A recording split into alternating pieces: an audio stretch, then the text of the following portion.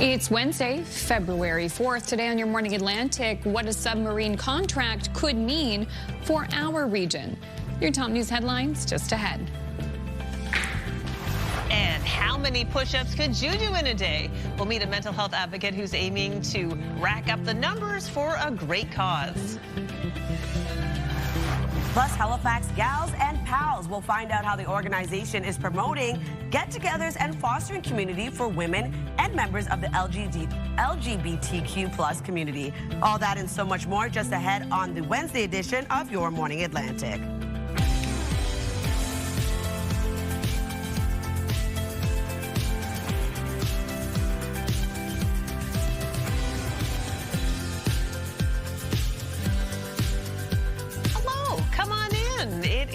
Wednesday, February 4th. So glad you can join us. So glad to be back. Thank you, ladies, for holding the fort while I was feeling a little under the weather yesterday. Happy to have you back. Thank you so much. Nice to have you back. It's the season for that, that's for sure. It is. Going around. And I was just saying to you, Amanda, before we went on the air, after you've had a bit of a nasty head cold, it's so nice to be able to breathe through your nose again.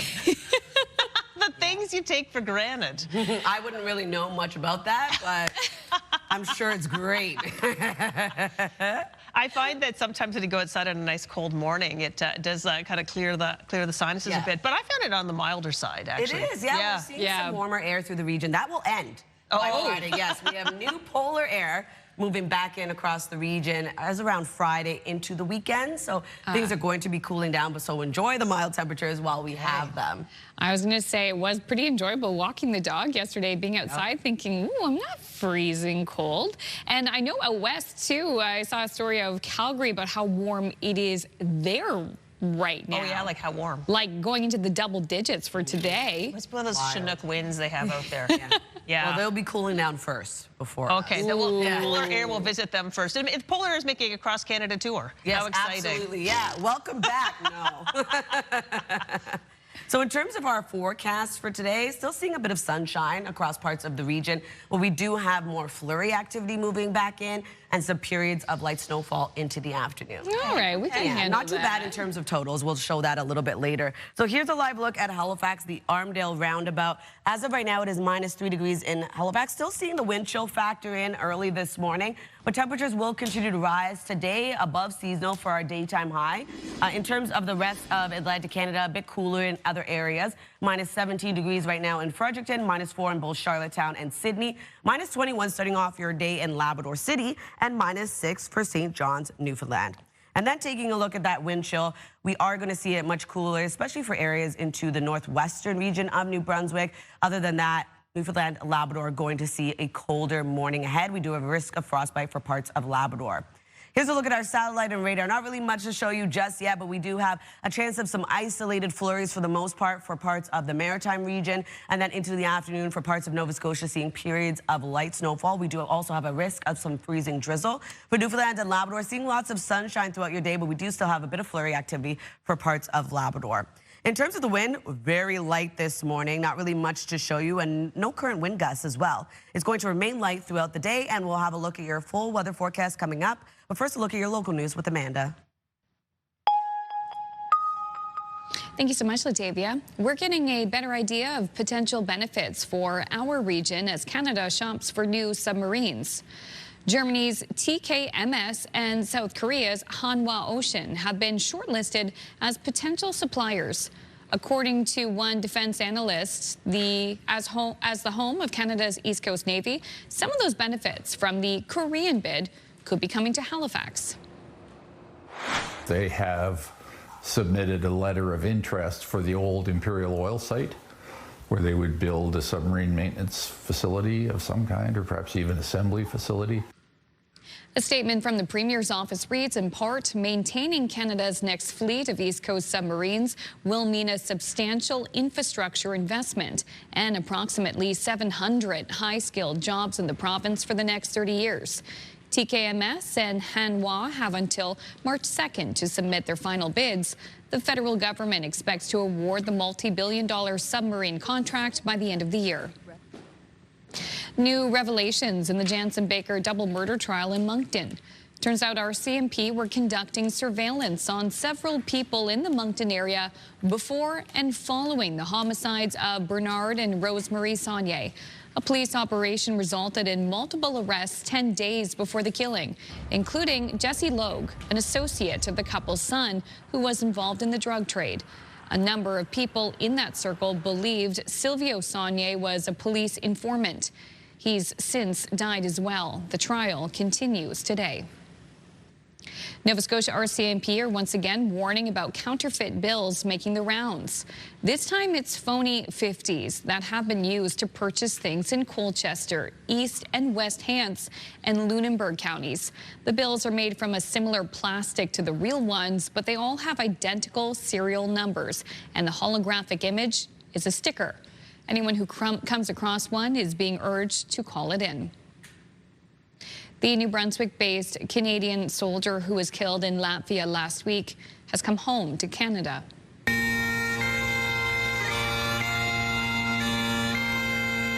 The remains of gunner Sebastian Halmagine were repatriated at CFB Trenton Tuesday. The young soldier had served less than 3 years in the armed forces and was on his first overseas deployment when he was killed. He and his unit were based at CFB Gagetown and last year assisted with firefighting efforts in Newfoundland and Labrador. The Governor General is among those offering condolences to his family. Despite uncertain times, the region's largest airport continues to do a brisk business.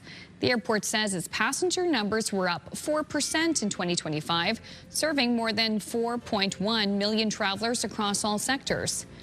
Interestingly, international traffic was up more than 19% and bucking a national trend.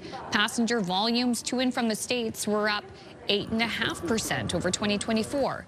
Still, domestic travel remains the airport's largest sector. Nova Scotia is welcoming a football legend. Michael Pinball Clemens chartered his foundation to the province to learn more about Black history here and to make a special donation. Before today, Canadian-American icon Michael Pinball Clemens didn't have many ties to Nova Scotia. It is a piece of our culture that is known but unknown, right? We are familiar with it, but the details are often lost, and so with that, that's something that we hope to begin the journey today. He, alongside members of his Pinball Foundation, chartered from Toronto to Halifax Tuesday, making stops at Pier 21, Canada's National Museum of Immigration, and later a tour of the historic Africville site. It's something that we've always had a passion for. We've always wanted to come out and visit Africville and take that whole experience in. The Pinball Foundation announcing a $250,000 donation.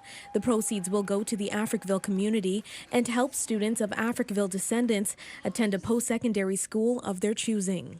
The fact that they saw the Africville Museum and the Africville community as an important piece to invest in is so extraordinary. Their influence to bring other people here to hear the story as well and to see what's going on in Nova Scotia. We are just so thrilled. Like, I could hardly sleep last night. Life is not an I story, it's a we story, and that's really what we want to communicate today, is that we're really excited to be here. A message they hope to leave with Nova Scotians until they meet again. Vanessa Wright, CTV News, Halifax. Thank you, Vanessa, for that report. Yeah, okay, get ready. Olympics game, sorry, I'm excited. The Olympic Games, like 2 days away. Yeah, I know. So Milan is ready for the start of the 2026 Winter Olympics. Colored lights are being projected onto historic buildings and light installations are decorating the streets. Milan is hosting the Olympics together with Cortina. Meanwhile, Milan's Olympic Village is coming to life with the first athletes already moving into the buildings built specifically for the Olympic Games. And the village also features several spaces designed for guest relaxation and well-being, like a gym, a video game area. a bar, makeup areas, and a large canteen. So yeah, they run February 6th to the 22nd, so everything starts off on Friday, but I'm not surprised that Milan is all decorated and ready to go, because many people would go days before to just sort of get in on the Olympic vibe. I don't blame them. Yeah. Get in on all that energy. Like, it must be electric being in that kind of space. I can only imagine. But in a place like Milan, too, I mean, you don't have to provide all those amenities for the athletes. Just seeing the sights would be memorable and special. Yeah. Oh, that's so cool. All right, still I'm going to have a first look at your national and international news headlines on this Wednesday morning. And Latavia will have our first full look at the forecast. Current time is 6:10, though it's 6:40 in Newfoundland and Labrador. Good morning to our viewers on the Rock. This is a live look at St. John's this morning before the sun rises. Calm conditions, but some flurries. The forecast is next.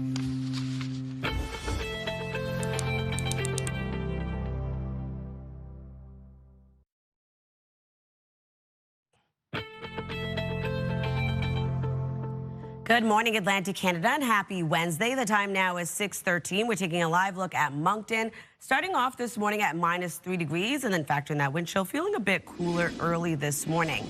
With weather brought to you by ALC.ca, not a bad start to the day. It is much warmer than we saw even yesterday's forecast. As of right now, though, it is cold in Fredericton with -17 degrees starting off your day. -4 in both Charlottetown and Sydney, with -3 in Halifax, -16 over in Happy Valley Goose Bay, and -10 over in Gander.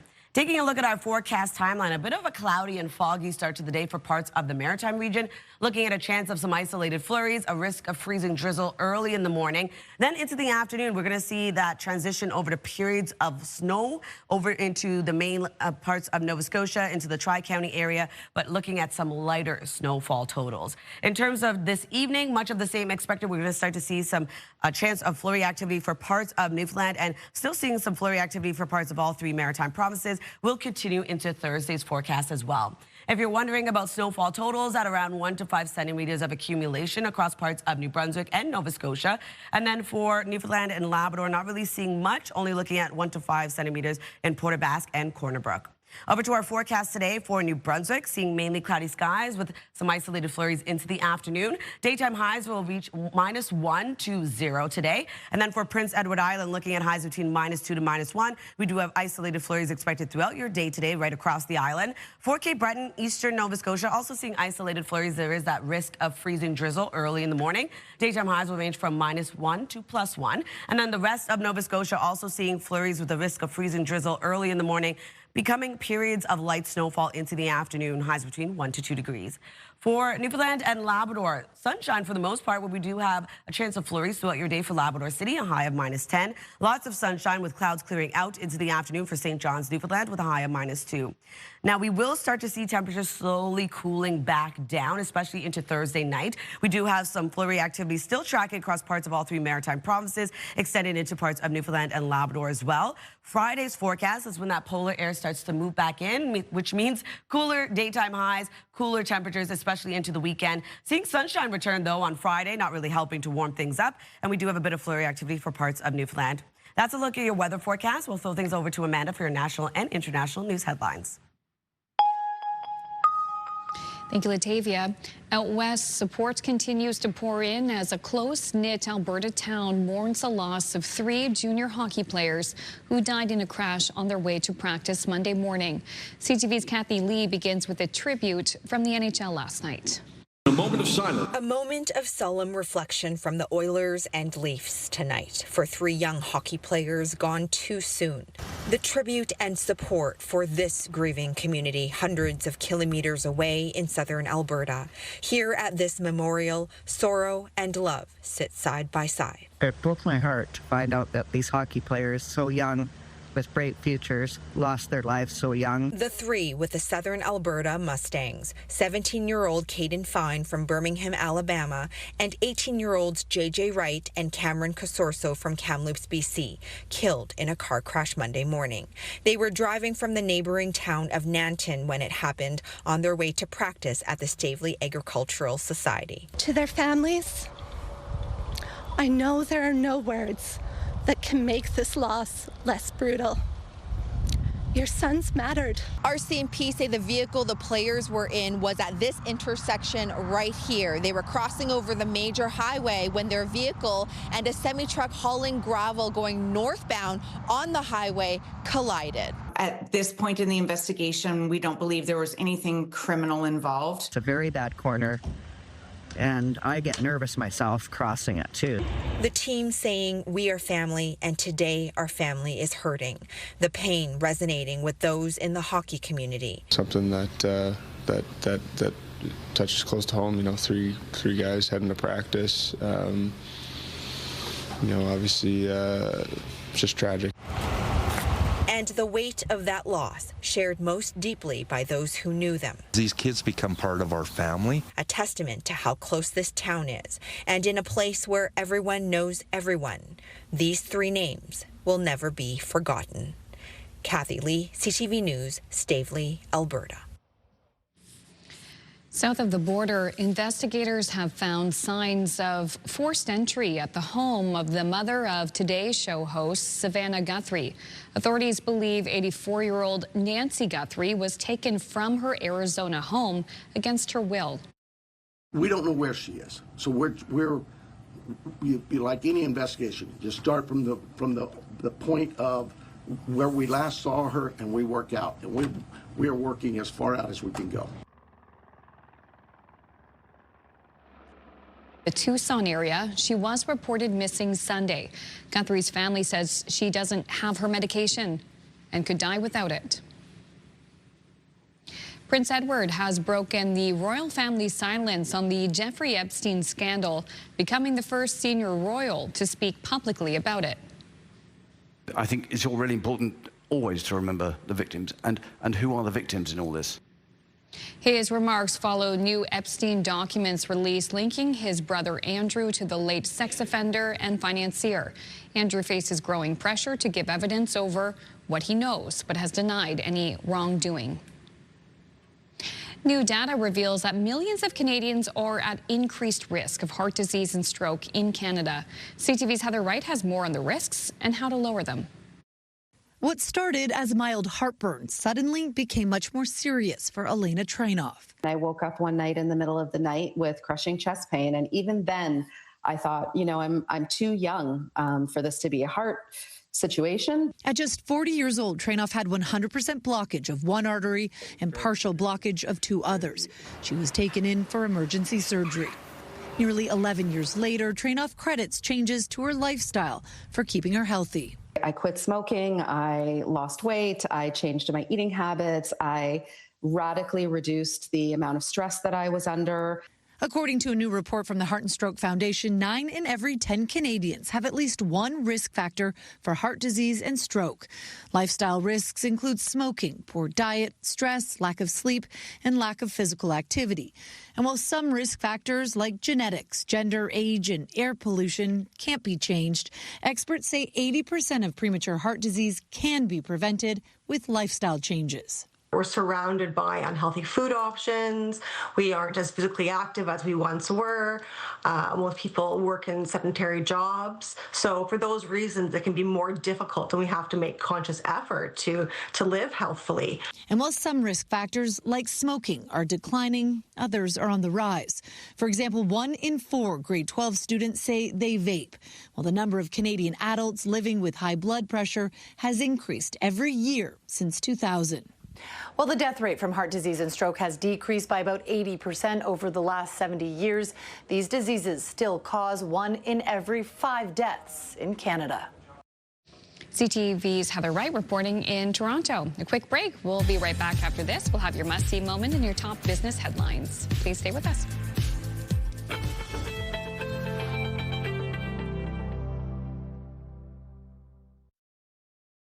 Move Mornings with Aaron and Peter. Weekday mornings on Move 100.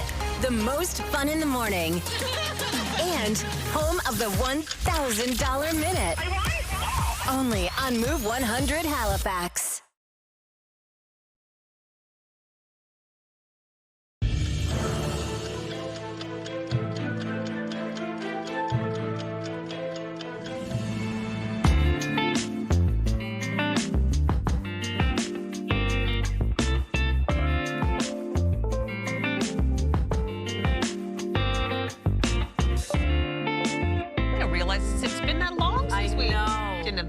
I remember when they started to withdraw it, and I was like, how can I live without the penny? Yeah. How can we round up or round down? I know. I was like, no, and then now it's like, oh, we had pennies. Exactly. I still occasionally find one on the ground. Same. I still pick it up. Oh, for yeah, good me luck. too. All right. It is almost 6:25 and time to check in with our friends at TSN Sports Center for today's must-see moment. Welcome inside the Sports Center newsroom. Matt Scooby with your must-see moment from Tuesday. For it, we head to Brooklyn. Lakers visiting the Nets. First quarter off the turnover. Austin Reeves gonna go off the glass to LeBron James, who throws down the monster jam. Whew, LA looking like the Showtime Lakers of old on that play. 41-year-old LeBron still's got the hops. That is your must-see moment from Tuesday. Now Wednesday on TSN, you can see Tangerine Raptors basketball when the Timberwolves visit the Raptors. Pre-game coverage starts at 7 Eastern, 4 Pacific. That's all from the Sports Center newsroom. Have a great day.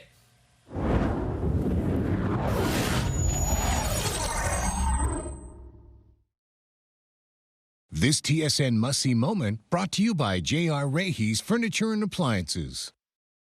And now over to your business headlines from our colleagues over at BNN.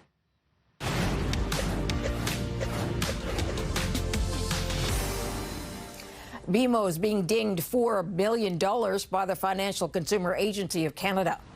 The agency says the bank was charging clients monthly fees that should have been waived.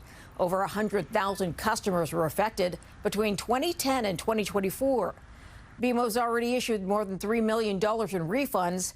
The watchdog says the bank received more than 500 customer complaints about the fees, but was negligent in detecting the error. BMO says it holds itself to the highest standards of conduct. Here are the closing numbers for the day. The Canadian dollar is up to 73.34. West Texas Intermediate is up over $1 to 63.21. Western Canadian Select is down over $3 to 47 flat. And the TSX gained 204 points today. Those are your business headlines. I'm Marella Fernandez. Here's a look at our 3-day forecast for New Brunswick. A high of -5 degrees today. We do have mainly cloudy skies with some isolated flurries into the afternoon.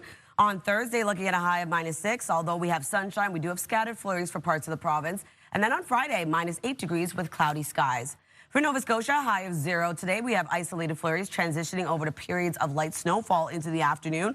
And then on Thursday, -3 degrees, still seeing some isolated flurries across the province. And on Friday, -4 degrees, lots of sunshine with increasing cloudiness into the afternoon. Prince Edward Island looking at a high of -1 today. Isolated flurries continues into Thursday's forecast with a high of -3. Sunshine on Friday with a high of -7.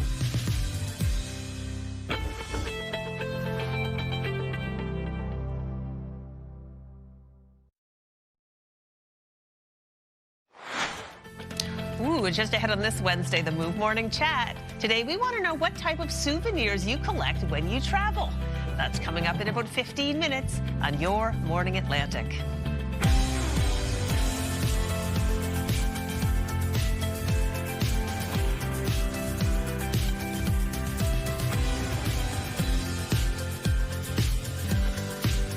Good morning. It's Wednesday, February 4th. We're so happy that you could join us here today, whether it's for the whole show or just for a little bit. We do appreciate your time.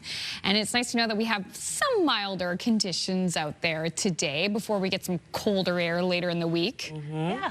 Very lucky. I was saying I'd like having a bit of bare patches of road out there. It was nice. I know. Pretty clear roads and snow slowly melting, even though we're going to get a bit more, but it's very light in its activity, so nothing to really worry about at least.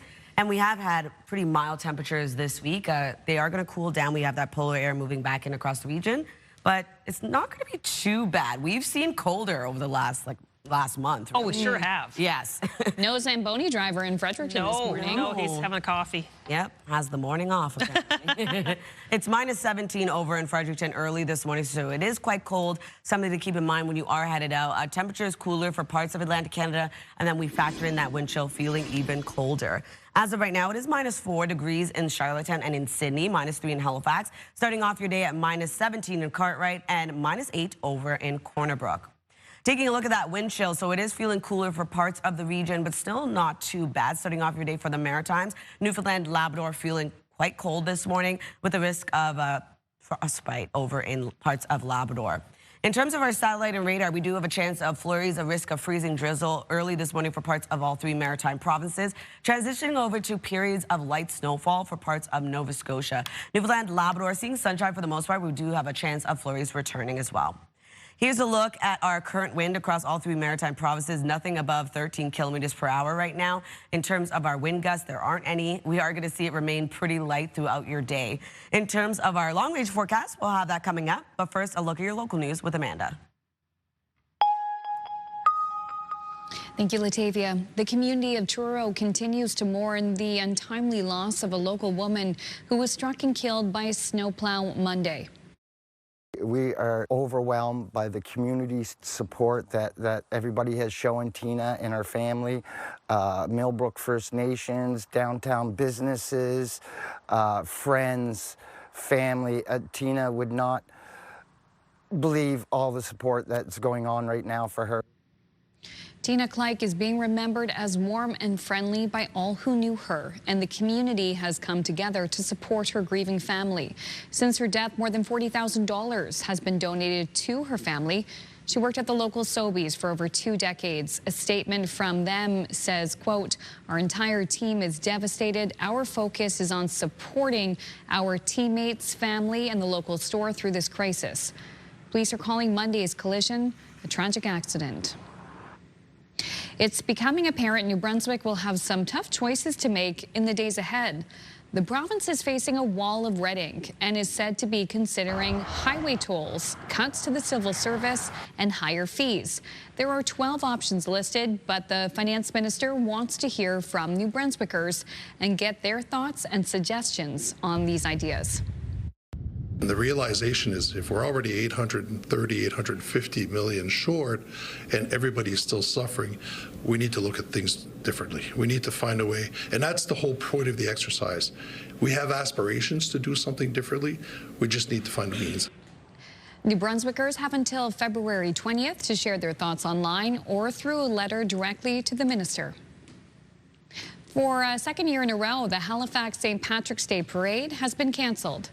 An estimated 40% of the Halifax population has some kind of Irish connection, and this year would have been the 14th parade in honor of St. Patrick's Day. Turns out there wasn't enough interest or parade entries. Less people wanting to participate, and you know, if the weather's going to be that cold, we have entrants that might not show up or cancel at the last minute, and we really needed a solid number in order to make this work, and we just weren't there. Last year, the event was canceled because municipal permits did not arrive in time. CU Tech hopes new volunteers will step up and help organize for next year. Finally, if you've considered running for elected office, this next report is for you. Some municipalities are offering programs to encourage and educate anyone who might want to run for local council. And as CTV's Nick Moore tells us, there are plenty of roles up for grabs.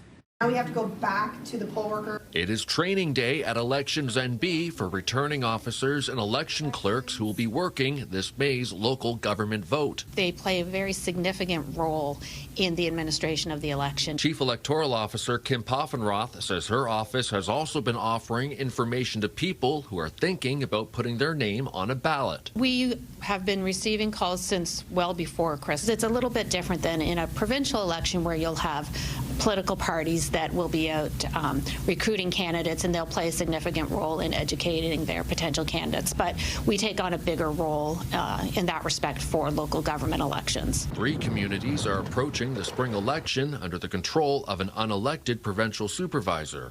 Resignations left the local councils in Strait Shores, Sunbury York South, and Miramichi River Valley without quorum. The Local Governance Commission of New Brunswick has recommended that training be mandatory for municipal councillors on everything from fiscal management to decorum. The City of Fredericton will offer a voluntary Week in the Life of a Councillor training program for potential candidates beginning February 17th. Jennifer Lawson is a city clerk at Fredericton City Hall. We're trying to find ways to increase people's understanding of what happens at City Hall, and also to give people an opportunity who were running to make sure that they made an informed decision as to what actually goes on here. Dan Murphy is director of the Union of Municipalities of New Brunswick and says such training opportunities can only lead to a more more informed candidate. Helping folks understand what it is that it means to be a local government official, whether that's as a councillor or a mayor. It'll help folks decide whether it's the right step for them, whether they can commit to it, and to give them an appreciation for what the job is. Election Day is May 11th. Nick Moore, CTV News, Fredericton. Yeah, really not a bad idea if you're in New Brunswick and you've considered running for public office. Yeah. But then you go, wait a second, what's truly involved? Great experience. Yeah, we appreciate that. Okay, did you ever hang around with someone so much they start to dress alike? Yes, it 100%. happens. It happens. Yeah. Well, here we go. Oh, crap. Well, one of us is going to have to change. This is courtesy of our friend Brianne Foley. Teammates for the PWHL for the Vancouver Golden Knights and Team Canada, Jen Gardner and Sarah Nurse, showed off their Olympic best as they traveled together to Milan. The Team Canada get-ups from Lululemon are fire, and if you need any inspiration, you can see all the unveiling on Jen's Instagram page. She told Brianne this is one of her favorite sets from Lululemon, but also rocks their work pants on a regular basis. Ooh, it's a nice outfit. It is. Yeah. It is. I'm here for the Lululemon Olympics gear. It looks really nice. Yeah. And I've worn their stuff. It's just, it does feel good. Like, it is practical. It is. It's just. Yeah, that is true. I want to set. Well, some of the perks of being on the Olympic team. You get the kick for free. Right? It's so true. Okay, still ahead, we're going to have your entertainment headlines, but coming up next, it's some Move Morning Chat. Maybe something like a souvenir shirt is what you get when you go on vacation. Yeah. We're talking about if you go on vacation, what's a souvenir that you always bring back? The conversation's coming up next.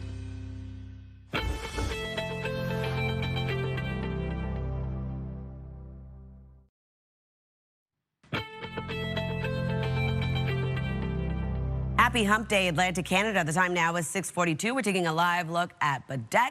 -3 degrees as of right now, looking quite icy over there. And then factor in that wind chill, feeling a bit cooler. But parts of Atlantic Canada, much colder than that. As of right now, starting off your day in Fredericton, -17 degrees. -4 in Charlottetown and in Sydney, -3 in Halifax, -20 in Labrador City, and -6 starting off your day in St. John's, Newfoundland. Over to our forecast timelines. We do have a cloudy and a bit foggy start to the day for parts of the Maritime region. Also seeing a chance of flurry activity for the Maritimes, a risk of freezing drizzle early in the morning. Into the afternoon, we will be seeing that flurry activity transition over to periods of light snowfall for parts of Nova Scotia. Other than that, that flurry activity continues into tonight and into early Thursday morning. So you can see it has increased across parts of the Maritimes and into parts of Newfoundland. For our snowfall totals, only seeing around 1 to 5 centimeters of accumulation. In terms of Newfoundland, also seeing 1 to 5 in Corner Brook and Port aux Basques. For our forecast today for New Brunswick, looking at daytime highs between -4 to 0. A mainly cloudy start to your day. Isolated flurries expected into the afternoon. Prince Edward Island looking at isolated flurries throughout your day. A risk of some freezing drizzle into the early morning. And daytime highs between -2 to -1. Cape Breton, eastern Nova Scotia, much of the same we are expecting throughout your day today. And daytime highs between -1 to +1. For the rest of Nova Scotia, we're looking at flurries starting off your day, a risk of freezing drizzle, clearing out, leaving periods of light snowfall. So not really clearing out, but transitioning over. And we are going to see highs between 1 to 2 degrees, wind gusts of 40. For Labrador City, looking at -10 degrees today, we do have a chance of flurries throughout your day. -2 degrees for St. John's, Newfoundland. Lots of sunshine in your forecast today. Thursday's forecast, temperatures cooling down, still warmer than we saw even into January, so not too bad, but we do have polar air that will be moving right back across the region, bringing temperatures down, especially into the weekend. We do have flurries still remaining into Thursday's forecast. Friday, seeing a bit of sunshine return to parts of all 3 maritime provinces. Not really helping to warm things up, though. Going to be the coldest day of the week, taking us into the weekend, seeing that colder air moving in. That's a look at your weather forecast. We'll throw things over to the Move Morning Chat.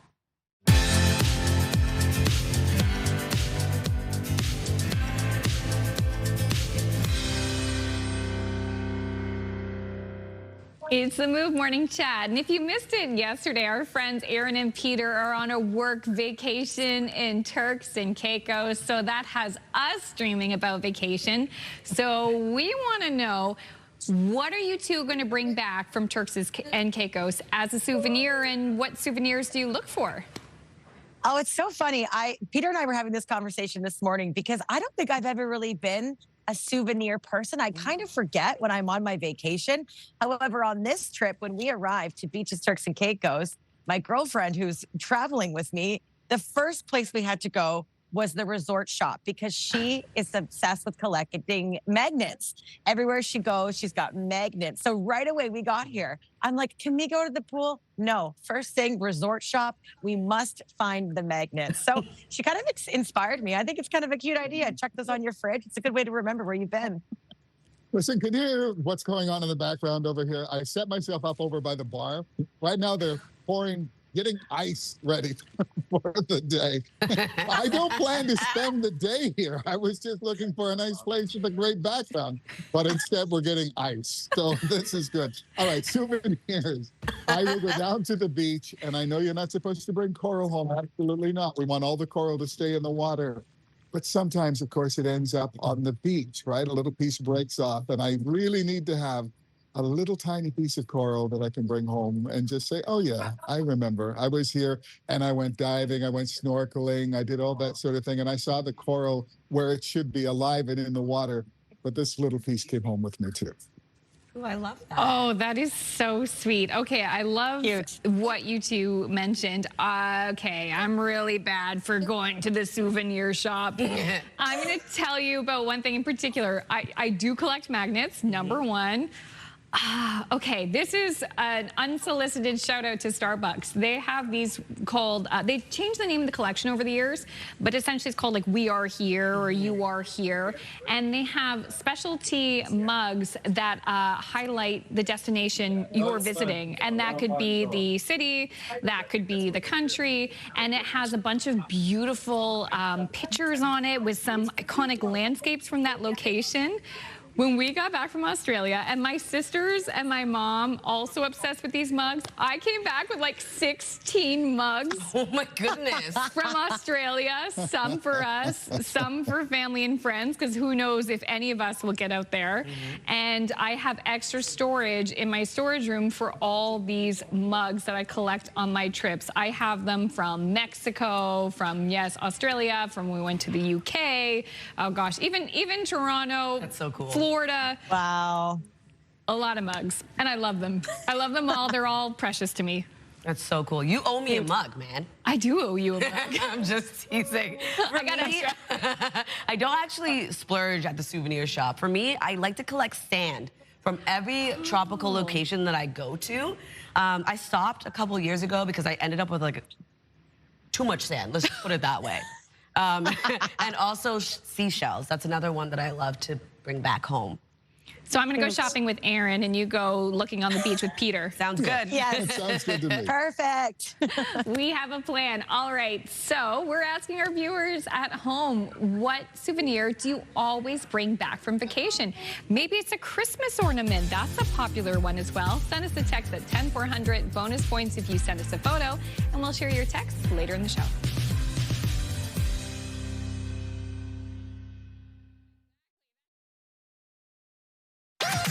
The #1 morning show in Halifax. Turk, Megan, and Amateur Alex. And home to the biggest artists. Halifax's #1 hit music station. 101.3 Virgin Radio.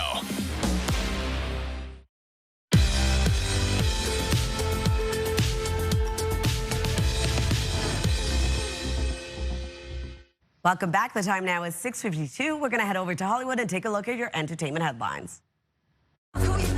I believe music can change the world. The first official trailer is now out for Michael, the hotly anticipated biopic of Michael Jackson. Stepping into the role of the King of Pop is Jafar Jackson, the late Michael Jackson's nephew. Coleman Domingo, Nia Long, and Miles Teller also star.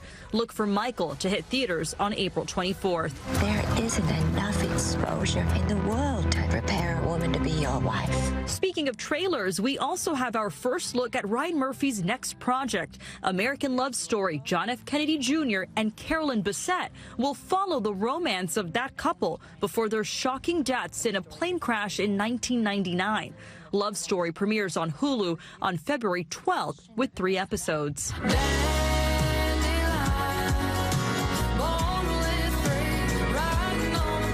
Country country star Ella Langley is fresh off announcing her second album, Dandelion.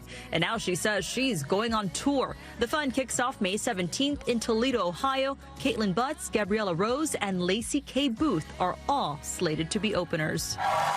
And happy birthday to Nathan Lane, star of The Birdcage and The Producers. Lane is turning 70 today. That's what's happening in Hollywood. Melissa Adon, ABC News, Los Angeles.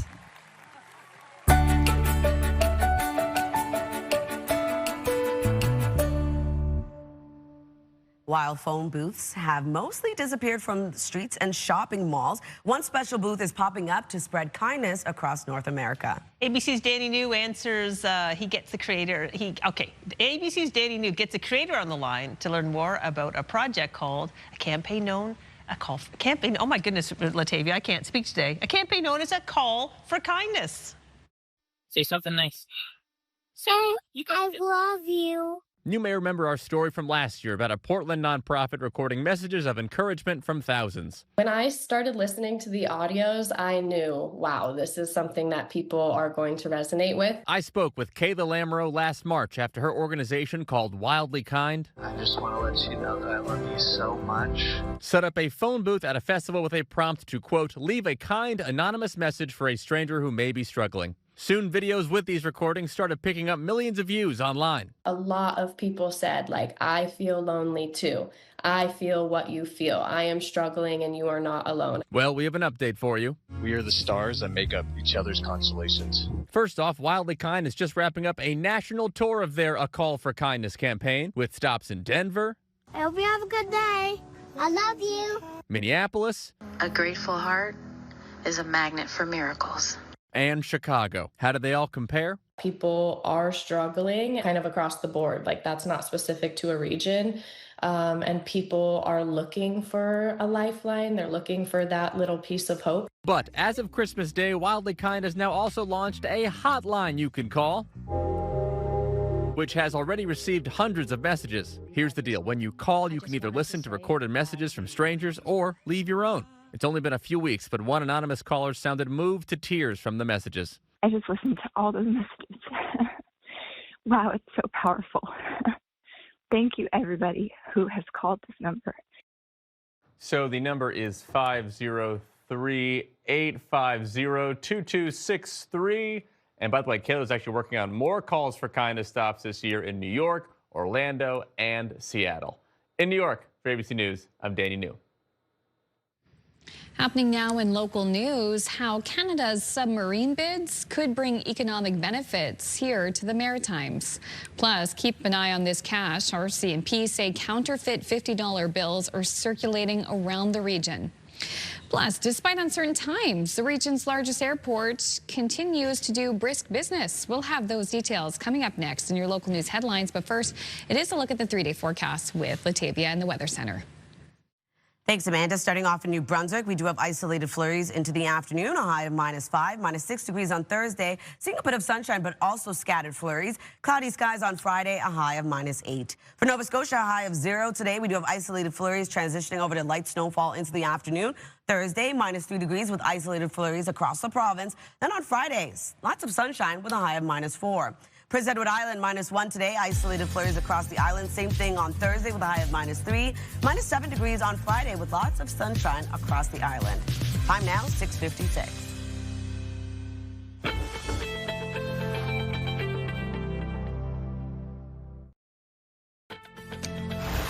It's Wednesday, February 4th. Today on Your Morning Atlantic, what a submarine contract would mean for the East Coast.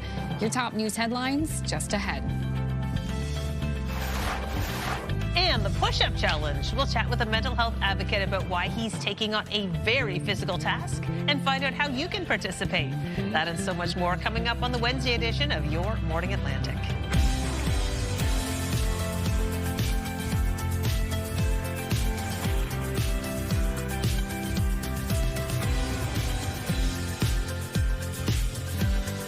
Good morning, Atlantic Canada. The time now is 7 o'clock. Fun fact, I can't do a push-up. Really? That's a fun fact. Not even modified? Well, on your modified, knees? okay, yes. Like from your I knees? just mean like a real push-up. Oh, I think they're tough. Even the ones from the knees I find challenging. Oh, yeah, absolutely. I was the kid that couldn't climb trees. All my friends were climbing the trees. I was looking at them from below like, oh no. Monkey bars? Nope.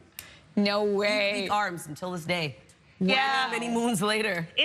Push-ups are one of the hardest things. I can do some modified push-ups, but I've never done a pull-up before. Oh, I can't do anything with these arms, unfortunately. Can barely pick up my children.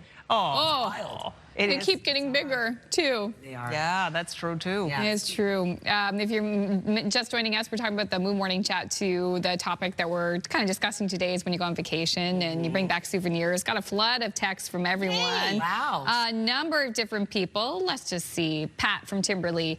My preferred souvenirs are beach cover-ups. And I can never decide which one I'm taking on my next vacation. Yeah. Let's see what Marlene from Rhines Creek says. Shot glasses. And she sent a picture of a bunch of them. That's very popular. That's one, fun. actually. Yeah. Anyways, lots more.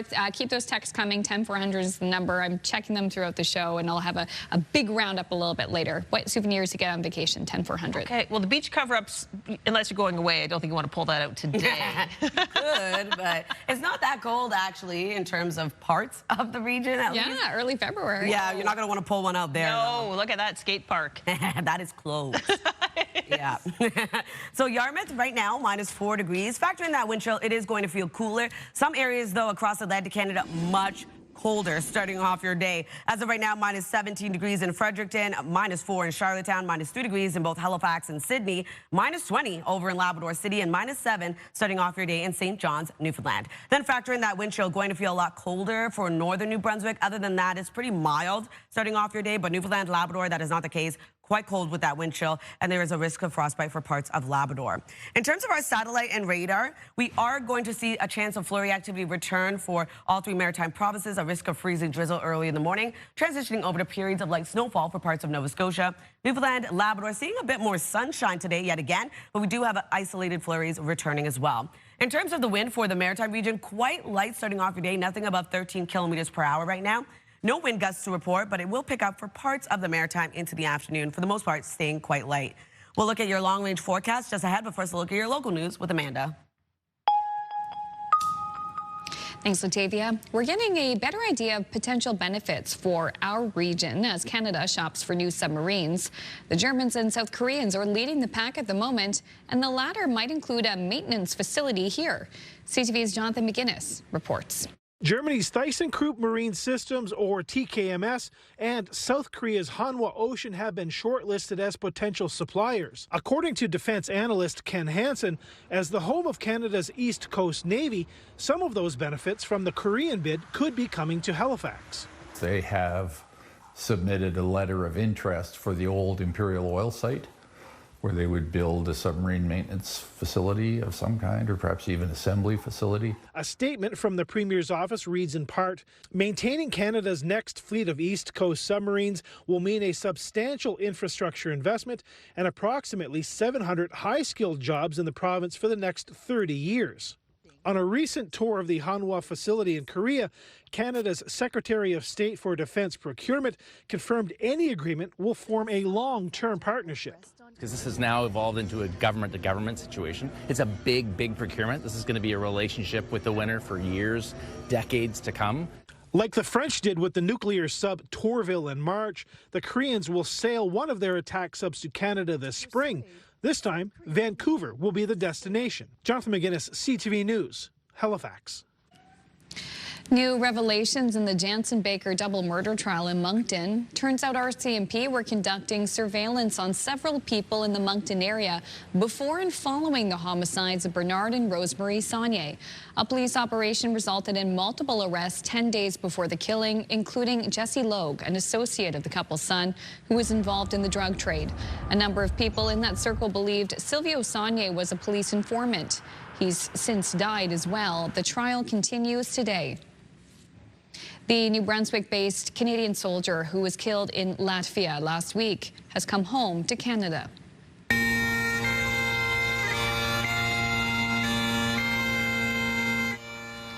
The remains of gunner Sebastian Halmengen were repatriated at CFB Trenton Tuesday. The young soldier had served less than 3 years in the armed forces and was on his first overseas deployment when he was killed. He and his unit were based at CFB Gagetown and last year assisted with firefighting efforts in Newfoundland and Labrador. The Governor General is among those offering condolences to his family. It's becoming apparent New Brunswick will have some tough choices to make in the days ahead. The province is facing a wall of red ink and is said to be considering highway tolls, cuts to the civil service, and higher fees. There are 12 options listed, but the finance minister wants to hear from New Brunswickers and get their thoughts and suggestions on these ideas. And the realization is if we're already 850 million short and everybody is still suffering, we need to look at things differently. We need to find a way. And that's the whole point of the exercise. We have aspirations to do something differently. We just need to find a means.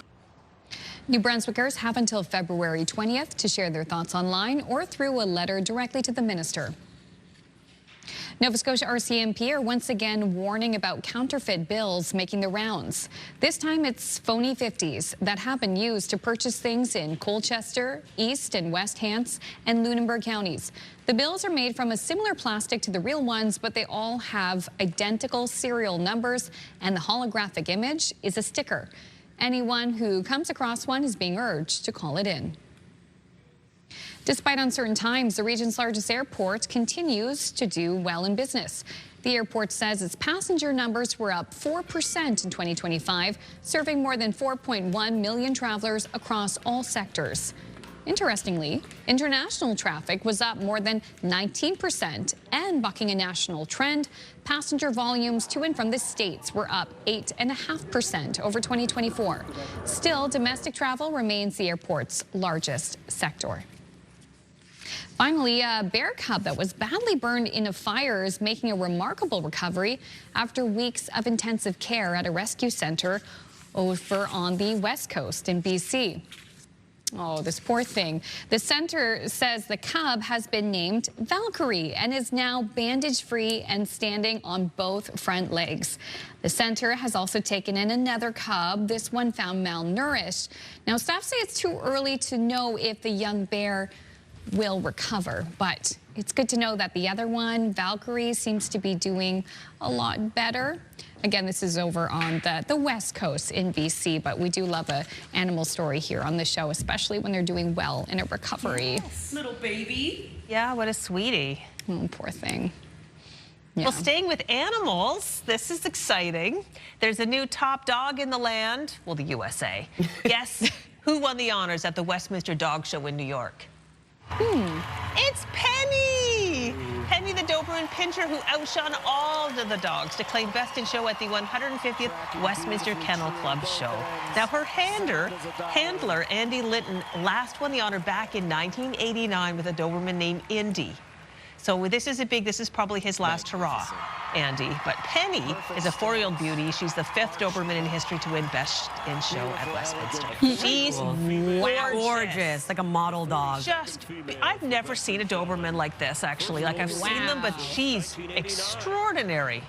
Beautiful. Look at his little face. Beautiful. He's like that double Doberman dude. Yeah, that he is. Oh my gosh, he needs a T-shirt that says a double Doberman dude. Yeah, I guess I've always loved the backstories of sports, and I'd say the dog show counts as a sport. Yeah, and Andy Litton, he's had some health problems. Like it was difficult for him to actually show Penny, but he did it, and I think he's gonna retire after this. But gosh, go out on top. Listen, we love sea animals on the show, though we admit we are not zoologists. No, we are not. Love a double Doberman dude. We certainly do. Certainly do. Well, let's travel over to White Point in Nova Scotia, see if we can see some bunnies this morning. Oh, not so much. Look at the sunrise. But it's dark there already, yeah? Yeah, but that sun's starting to peek through. Latavia's got the forecast coming up next.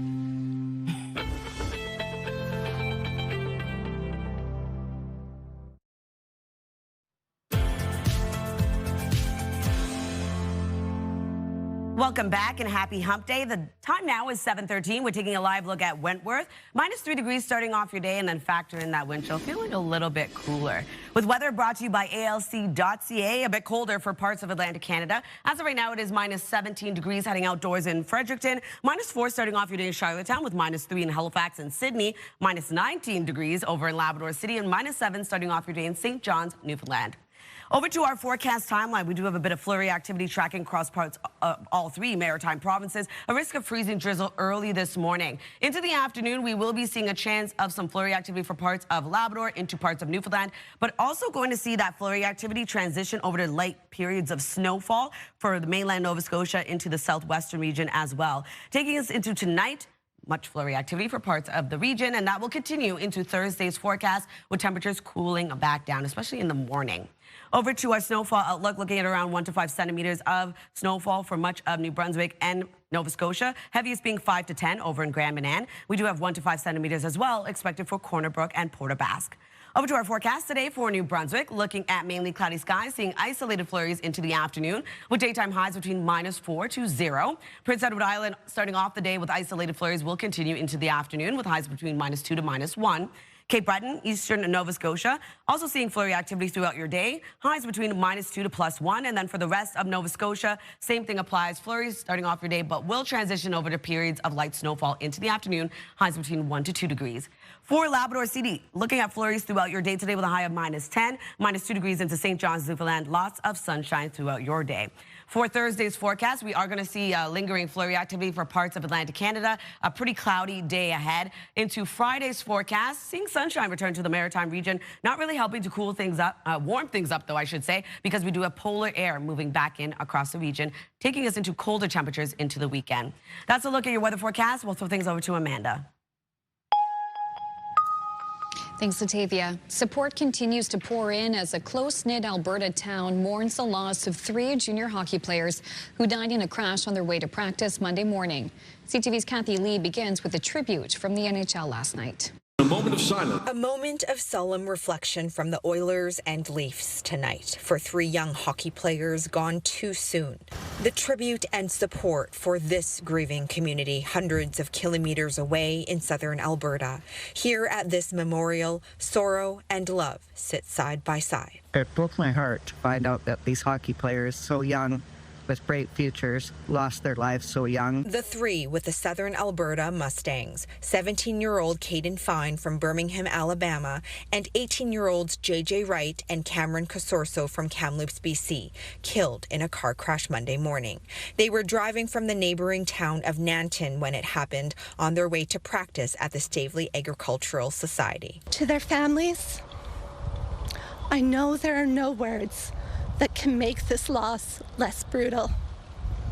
Your sons mattered. RCMP say the vehicle the players were in was at this intersection right here. They were crossing over the major highway when their vehicle and a semi-truck hauling gravel going northbound on the highway collided. At this point in the investigation, we don't believe there was anything criminal involved. It's a very bad corner, and I get nervous myself crossing it too.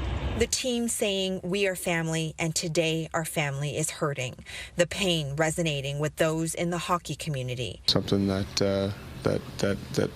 touches close to home. You know, three guys heading to practice. You know, obviously, just tragic. And the weight of that loss shared most deeply by those who knew them. These kids become part of our family. A testament to how close this town is, and in a place where everyone knows everyone. These 3 names will never be forgotten. Kathy Lee, CTV News, Stavely, Alberta. And a portrait of a former prime minister has been revealed. We must make any sacrifice necessary to preserve the independence and the unity of this blessed land. A historic moment for Stephen Harper with the unveiling of his official portrait in Ottawa, 20 years after the election of his first Conservative government. Harper's portrait will hang on the walls of the House of Commons alongside the 21 former prime ministers before him. A quick break here on Your Morning Atlantic. When we return, we are taking part, well, some of us are taking part in a push-up challenge. That conversation is coming up next. Please stay with us.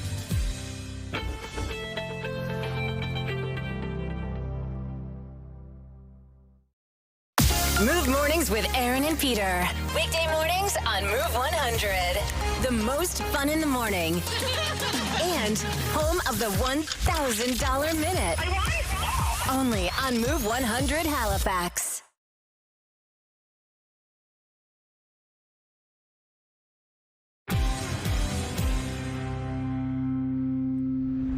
Welcome back. It's 7:22, and this February, mental health advocate Kyle Moore is taking part in the push-up challenge, encouraging Nova Scotians to move their bodies, check in with themselves and each other, and seek support when needed. So to learn more about the national initiative, we welcome Kyle Moore to the show, and we're going to do some push-ups. So, hurrah! Not a bad way to start the day, right?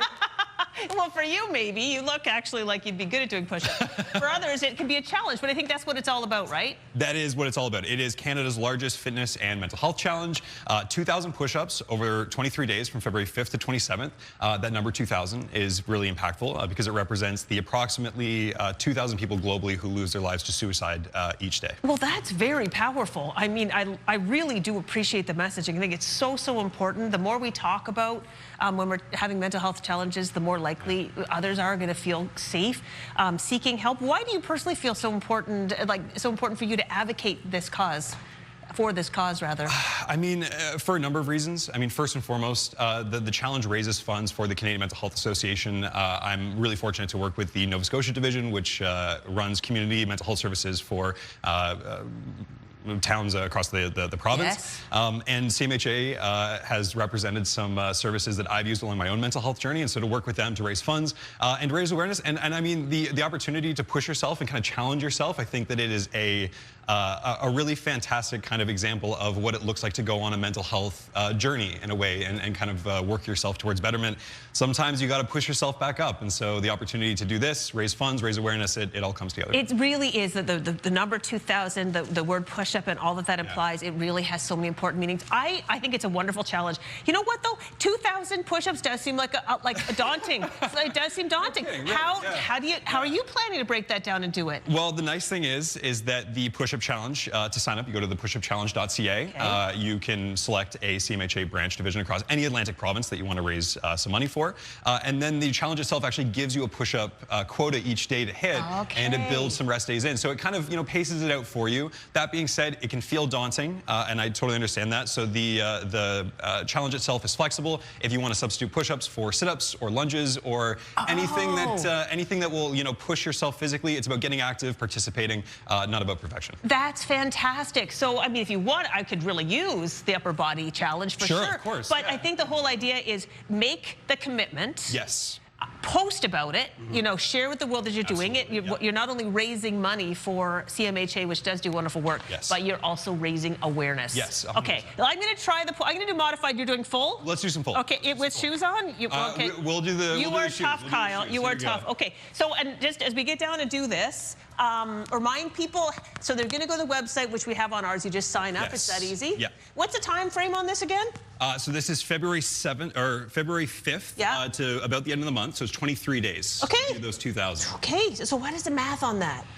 It's about 100 a day, which can certainly be a challenge. But like Crystal is showing, we're getting some in already, and these ones will count towards your 2,000. So that's that's great. So we'll just go down, boom, push back up. I love that. You know what? I think my weight training's working out. This isn't that hard. I mean maybe I should try the big kahuna. Let's get a couple here. Let's get, go down. Okay, no. Oh, there we go. I'm going to do one. We're going to do one big kahuna. We can do it. We can do it. Here we go. Okay, here we go. 1, 2, 3. Down. And up. Woo! Woo! There we go. Kyle, we did it. I love it. See, you've already pushed me out of my comfort zone. Okay, this is fantastic. Love the message behind this. I think that the cause is so important. We 100%. Can't talk about this enough. Thank you so much for being the face of this for us. I appreciate you guys. All the information's on our website. Take the challenge. If you don't want to do the push-ups, do something else, because this is really an important cause. And now we're going to turn our attention over to the break. Are we taking a break? I don't know. Well, actually, do some more push-ups? You guys want to see a Latavia's few in the more? weather center, so it's not break time yet. Back to the floor, Kyle. I gotta learn how to do one now. All right, taking a look at our 3-day forecast for New Brunswick, a high of -5. Mainly cloudy skies. We have isolated flurries into the afternoon. On Thursday, much of the same, but a bit of sunshine, a high of -6. Friday, we're looking at cloudy skies with a -8. For Nova Scotia, looking at 0 today for your daytime high. Flurries will transition over to periods of light snow into the afternoon. On Thursday, continued flurry activity with a high of -3 and -4 degrees on Friday. Lots of sunshine with increasing cloudiness. And then for Prince Edward Island, a high of -1. Isolated flurries across the island. Same thing on Thursday, a high of -3. Sunshine returns on Friday with a high of -7.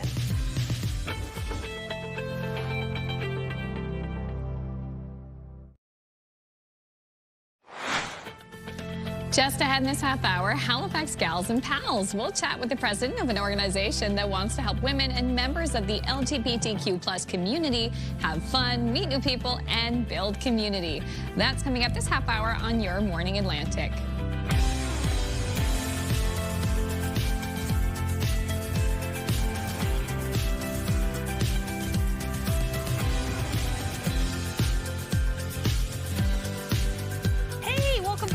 We're halfway through the show already. I've had a good little upper body workout. Yes, you did. Kyle was such a wonderful advocate. Yes. And such a passionate advocate for mental health. And 2,000 people globally choosing to take their lives every day. That's something that's got to stop. So even if you're not able to do the 2,000 push-ups, I think just trying. Signing up, making the commitment, posting about it, just getting the conversation started. I think that's worth it. Absolutely. And I wonder how many people were like, I wonder what can I do? And they gave it a go in the commercial break. Shout out to Donna on the floor. Because Shauna, you did 6. She did 6. She did 6 full on push-ups, like not modified on the knees. That's I need to see you get down. Give me 20. I already did. Do you want 20 more? I didn't even break a sweat. This is how you know Amanda's lying, because she's like, I didn't know. Well, that's my favorite device in a movie or whatever. Like someone's working out and then they come in, somebody walks in like, 200. Like, nope, that did not happen. No, I'm a modified push-up gal. And when I do it, I think, why am I so bad at this? It's hard. That's hard to say, right? There, Kyle's leaving the building. As Kyle goes outside, he does not have a raincoat on or anything like that. So he doesn't need anything. Okay, good. Honestly, a few flurries here and there for parts of the regions. Not too bad. Not really seeing accumulation from this system. Here's a look at Peggy's Cove. It is a gloomy, cloudy start to the day. We do have a chance of flurries in your area and for parts of Atlantic Canada. We do have light periods of snow, though, for parts of Nova Scotia into the afternoon. As of right now, it is -3 degrees starting off your day in Halifax and in Sydney, -4 in Charlottetown, -17 degrees in Fredericton, -7 into St. John's, Newfoundland. Factor in that wind chill, feeling quite cold for parts of New Brunswick, and especially cold for parts of Newfoundland and Labrador, seeing a risk of frostbite in parts of Labrador. Here's a look at our satellite and radar. As I mentioned, we do have a chance of some flurry activity for parts of the region, seeing periods of light snowfall for parts of Nova Scotia into the afternoon. Other than that, seeing a bit of sunshine in the forecast for parts of Newfoundland and Labrador. In terms of the wind for the Maritime region, very light today across all 3 Maritime provinces and no wind gusts to report. We'll take another look at our midweek forecast, but first a look at your local news with Amanda.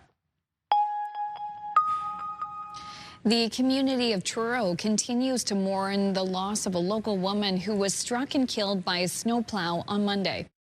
We are overwhelmed by the community support that everybody has shown Tina and her family, Millbrook First Nations, downtown businesses, friends, family. Tina would not believe all the support that's going on right now for her. Tina Kleik is being remembered as warm and friendly by all who knew her, and the community has come together to support her grieving family. Since her death, more than $40,000 has been donated to them. She worked at the local Sobeys. In a statement, her employer says, our entire team is devastated. Our focus is on supporting our teammates' family and the local store through this crisis. Police are calling Monday's collision a tragic accident. It's become apparent New Brunswick will have to make some tough choices in the days ahead. The province is facing a wall of red ink and is said to be considering highway tolls, cuts to the civil service, and higher fees. And as CTV's Laura Brown tells us, getting the deficit under control will not be easy or popular. What are we looking at deficit-wise? How big is it? We'll be having a review the Q3 update in a couple of weeks. We're still finalizing the number. It was almost $835 million in November, and some have predicted it's now over $1 billion. It's high enough to have the province look at its options, ways to save money and make more. Like adding tolls on non-New Brunswick vehicles, increasing certain fees, reduce the civil service, sell or close some government assets like schools with fewer than 100 students, and secure money owed to the province like student loans. There are 12 options listed, but the minister wants to hear from New Brunswickers, their thoughts on these ideas, and if they have new ones. And the realization is if we're already 850 million short and everybody's still suffering, we need to look at things differently. We need to find a way, and that's the whole point of the exercise. We have aspirations to do something differently. We just need to find a means. And I would say one of the benefits New Brunswick has is that its economic situation isn't quite as challenging as some of the others. This economist says most of the country is also struggling with an unforgiving economy. But in recent years, New Brunswick has wrestled its debt to GDP ratio from over 40% to a low of 25%, a critical move to survive times like these. Laura Brown, CTV News, Fredericton. It's been a busy stretch for the Moncton Fire Department, responding to 2 serious fires just blocks apart within a 48-hour span. The first fire broke out Sunday night on Robinson Street in a house split into multiple apartments. In all, there were 14 people seeking temporary housing. A neighbor agreed to take in a family of 9. They were about to go to sleep, so they were just in their pajamas. They had bare feet on, like tank tops, shorts, and they came running out in the snow. It's been a challenging 2 days for us. Fires are always challenging, but at this time of year, they're extra challenging. We have narrow streets and cold temperatures, and cold and water don't mix. We told you about the second fire just yesterday. It was Monday night in a similar structure on Lute Street. One person was taken to hospital with undetermined injuries. Finally, you want to go to a warm, sunny destination? How about Calgary, which is experiencing unseasonably warm temperatures right now? It's like winter, but it's not winter, because it's basically summer with a cool breeze. It's a pretty good description from a youngster visiting from Toronto, where it's much colder there right now. The mild February conditions will apparently continue all week for Calgary. Yesterday's highs were expected to reach around 8, and they're expected to soar to 16 degrees today. Wow, and Friday's high in Calgary could reach 17, and apparently it's going to be sunny right through until Sunday. Wow. Calgary. February. Geez, if I had unlimited time and money, that would be an amazing way to spend a weekend. I know. Wow. What a surprise. I mean, we've definitely been juggling the jackets around here between the really intense ones and the lighter ones, so... Well, I did go to Calgary 2 years ago for my daughter's track meet. Had a delicious steak. What I can tell you, ladies, is we're going to be talking about steak in the 8 o'clock hour with Meza. So we can have the Calgary experience, but not the warm weather. But we can have a taste of the Calgary experience coming up. I'll take that. Yeah, we'll take that. Okay, we talk a lot about groundhogs and lobsters on Monday, but we didn't talk about polar bears. All right? The Toronto Zoo's polar bear Hudson has predicted that we've had enough of winter and there will be an early spring. He thought about it being 6 more weeks of winter, but I guess even polar bears have thought these conditions are enough. So he's going with early spring, everybody. Listen, that's coming from the mouth of a polar bear who wants more winter. Who loves these cold conditions. We love the hope. We love the hope. Thanks, Hudson. Oh, Hudson, what a cutie. Wonder what kind of special snacks he got. Well, I should think he probably loves some steak, too. Probably. He probably would. I had the pleasure of visiting the Toronto Zoo a few years ago, and I bought my son a little T-shirt from the Toronto Zoo. It said, like, Zoo Crew on it. It's kind of on the lines of our morning chats. We want to know when you go on vacation, if you go somewhere, what is a souvenir that you always bring back? I have a really big mug collection, but I didn't get a mug from the Toronto Zoo, actually. But send us a text at 10400. What souvenir do you always bring back from vacation? And you can text us photos, too. Yeah, We'd love to see it. All right, another break on this Wednesday. So much more to come. The full forecast, and also making friends and having fun. We know it can be hard to go out and meet new people as an adult. Well, one organization around here wants to help you have fun and make friends. We're chatting with Halifax Gals and Pals next.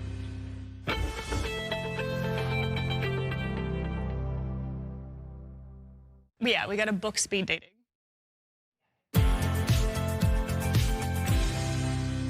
Good morning. The time now is 7:42. Taking a live look at Belleville Cove, starting off at -3 degrees right now. Temperatures will warm up a little bit later on. You can see the sun is starting to rise as well. We do have light snowfall expected in your area, though. In terms of our current temperatures, it is quite cold for parts of the region at least.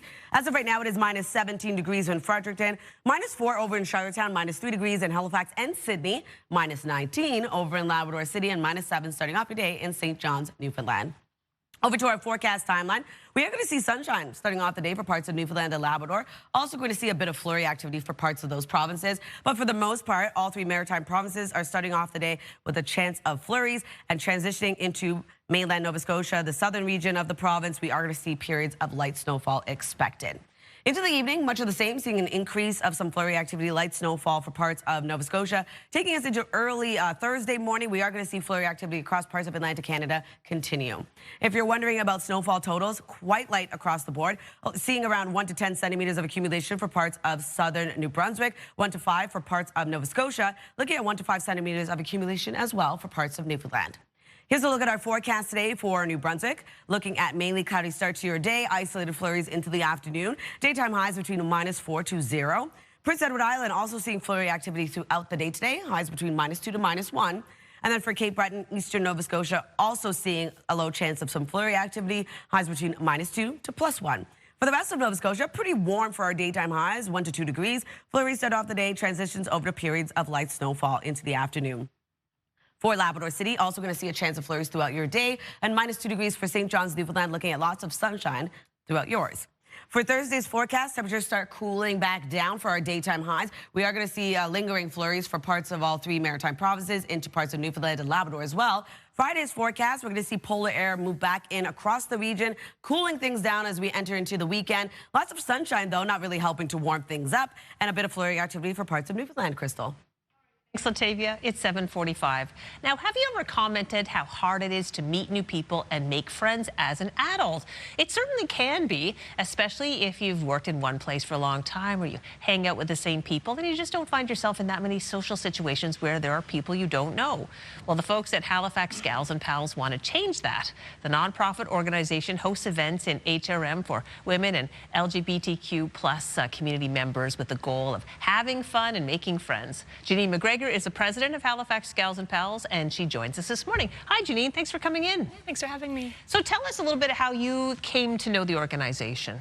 Yeah, so I found out about Halifax Gals and Pals soon after they started in 2023 by two girls, Shannon and Victoria. So I used to go to their events as a participant, and then soon after joining, I started running their book club for them. Okay, so and now you're the president of the whole organization. Yeah. Back in late 2024, they posted it was just too much work for them anymore. Does anyone want this? So we took it on and been running it since then. Yeah, but it is a lot of work, I'm sure, because you have so many events going on. Like, kind of just give, we have a couple we'll pull up specifically, but just in general, give our audience like the scope of the events that people can do through your organization. Yeah, so every month we do 4 book clubs. We have a fiction, a nonfiction, a romance, and a romantasy.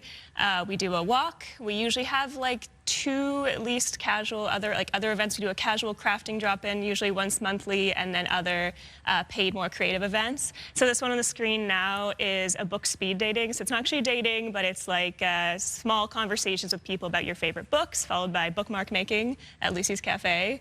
That's super fun. And then the next one is the casual crafting. This is a regular occurrence. This one I've been trying to do monthly since last summer, so coming up again on February 17th at Two Crows and Yaya's. We had 56 people last month for this one. Whoa, so in this case, you bring your own craft and you just kind of chit-chat while you do something with others. Yeah, so we've seen knitting, crochet, cross-stitch, journaling, like all kinds of things, and then just having some pizza and hanging out. That is so fun. And everything, you try to make it as affordable as possible for people. Yeah, so right now, a lot of our events are either free or very low cost, around $5 to $7. And then if events include more materials and planning. They might be 2025, but a lot of that, we are a nonprofit, so all of it goes back into the nonprofit at this point. Yeah. So here, oh wow, there's beach time? Yes, we had a huge beach day last summer. I think 40-something people came out. The turnout is incredible. Obviously, I mean, there's something to this. You joined and now you run the whole thing, so obviously you love it. But tell me a few stories about how people have connected through this. Yeah, I've had people tell me that they moved here and they had no friends and they have a whole community because of this. I've had people tell me that they met and now they've been at each other's weddings. Wow. People have told me this is like their favorite social thing of the month that they come to. So it's really nice to hear at the end of every event, people always come up and say, like, thank you so much for doing this, really appreciate it. So whenever it feels like a lot of work, those moments make it feel like actually worth the time. Oh, I'm sure it's a ton of work, but it really does seem very rewarding. For somebody who's watching right now who says, you know what, that is perfect. What's your advice to a first-timer? Because it can be a little intimidating to meet new people. Yeah, my advice is always, like, just come to the first thing, because that's the hardest step. I find a lot of people just saying, like, I've been wanting to come, but I've been too nervous. Know that I will probably be there. I will talk to all of you. And that we want people to connect, so we try to create like environments that make it easy. And the people who come to our events are absolutely lovely. Like, you will have a good time. Yeah, what if you're a business out there and you're like, I would love to have you in my venue? Yeah, reach out to us. We are always looking for new venues, constantly on the hunt. We've got a few that we love, but it's just nice to have more and more. We love supporting local businesses. We love promoting them. So definitely reach out to us. This is just wonderful. Thank you so much for coming in. Yeah. And good luck with it all. It's going to grow and grow and grow. For sure. I hope so. We put all the information on our website about Halifax Gals and Pals, so you can find out for yourself. Now we'll turn our attention over to Amanda with Health and Medical News. Thanks so much. I want to know what book they're reading right now. A new study has revealed concerning connection between cannabis use and mental health, especially for young women. And as CTV's Emma Convey tells us, while some use the substance to improve their mood, experts warn it can actually do the opposite.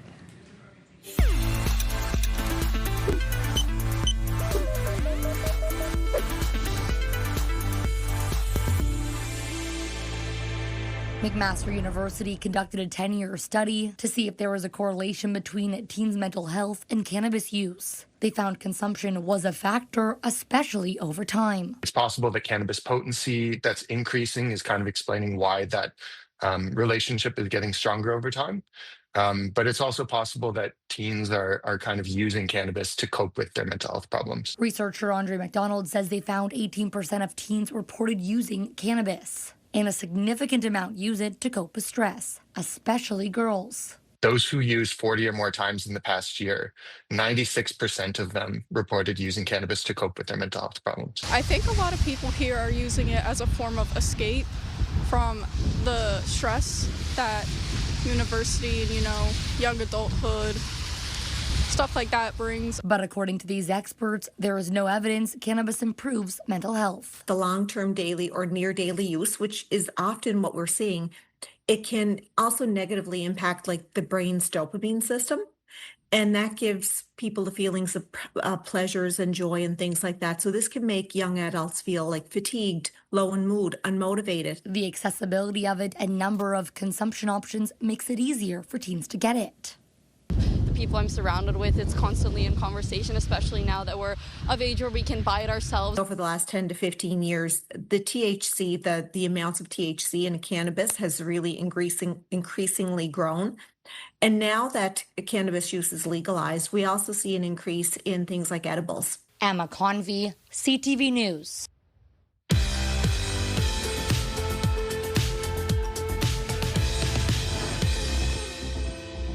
We have no milestones to pass along for you today, but if you'd like to see previously aired milestones or find out how to submit one, you can visit our website. A QR code will pop up on your screen, and a reminder, milestones must be received 2 weeks in advance. Well, it's my daughter's birthday today, so there's a milestone. Yes, happy birthday to Evelyn. Evelyn, yay. All right, let's move on to some stories. Absolutely. So one of Ottawa's most iconic buildings is in the spotlight as planning for a new high-speed rail line continues. The Senate of Canada building, formerly Union Station, was originally built for rail and could be converted back into a central train station if the city's downtown core would like to do that. CTV's Austin Lee has more. Train tracks along the Rideau Canal leading to Union Station once offered visitors a direct route into the heart of the nation's capital. But it's been 60 years since this building served as a station for passenger trains. Now, there's talk about returning the building back to its roots. We're only going to build a project like this once, and if there is a way to get it downtown so that people are disembarking from the trains right in the heart of downtown Ottawa, we have to explore that. Alto, the Crown Corporation overseeing a high-speed rail project, is looking to build a faster rail corridor from Quebec City to Toronto. One of the hubs could be here. Originally known as Grand Trunk Central Station, the historic structure now serves as the Senate of Canada building. It's a lovely building, and not only a lovely building, but the $190 million which was spent for the Senate has brought it up to modern standards. So once the Senate moves out, it'll be crying out for a new public role. Some say using the 114-year-old building as a train station once again is possible, but to make it work, crews would likely have to tunnel under the Rideau Canal. It could be done. It is feasible. Yes, it would cost a couple of $1 billion, I expect. The plan is still in the early stages, but Ottawa's mayor is intrigued by the idea of a central downtown station. It seems perfect. Obviously, there are a lot of details, and we have to think about the cost, and we also have to think about the speed of the trains. Alto says it's considering several options, including the Via Rail station on Tremblay Road. Regardless of where Ottawa's high-speed rail hub could be located, travelers say the plan is exciting. Love it. Want it. Let's do it. That sounds great. If that's actually an option, that would be wonderful. I don't know how long that would take. That would be cool if it was affordable. Austin Lee, CTV News. That sounds really great. I love train. You know I love trains. Yes. I need to get to Macadam, check out that train station. It looks incredible, especially when it was lit up for the holidays. Yeah. No, I love taking the train. Okay. You know what to do, take the train sometimes for trips. Yes. And that brings us to the Move Morning Chat, where we're asking you to share what you buy for souvenirs. And a lot of people have weighed in already. I'd like to weigh in. Yes, do it. Okay, for our family, it is the fridge magnet. Okay. So it's really become a thing. We have done a lot of traveling. So we have so many fridge magnets that we've actually had to paint the wall beside the fridge with that magnetic paint. And it's all covered with fridge magnets. That's cool. It's super cool. And then when people come over, it's great, like conversations started. They'll kind of stare at the fridge and they'll ask questions about the thing. And you can get some really unique. We try to get like the weirdest or ugliest magnet, be a conversation. As you should. Yeah. It's really fun. Anyway, I love, and it's inexpensive and it's easy to put in your luggage. Exactly. My grandma, when she visited here for the first time in the summer, she brought back magnets for a lot of our family members. It's funny, she actually brought back seaweed. Really? On the beach, we're like, ew, that's gross. She's like, it'll dry out. I'm like, is she gonna dry it out and put a magnet behind it? I don't know what she's gonna do. That is amazing. Like, seaweed. Slimy. You gotta be careful. Like Peter wanted to bring the coral back, but they'll take that away. Absolutely. I don't even know how she brought it through, really, but she wrapped it in like paper towel. It was so gross. But I was like, whatever, Grandma, do whatever you want. Yeah. Well, interesting. If you wanted to go to the beach today and pull out some seaweed, I guess it would be a better day than this weekend. Yeah, you could dig through the snow. Absolutely, Exactly. Why not? We'll take a look at our 3-day forecast for New Brunswick today, a high of -5. We do have mainly cloudy skies starting off the day, flurries into the afternoon. On Thursday, bit of sunshine, but also the return of flurry activity with a high of -6, -8 on Friday with cloudy skies. Nova Scotia also going to see flurries starting off the day, transitioning over to periods of light snow into the afternoon with a high of 0, dropping down to -3 on Thursday with isolated flurries across the province. Then on Friday, -4 degrees, sunny skies with increasing cloudiness into the afternoon.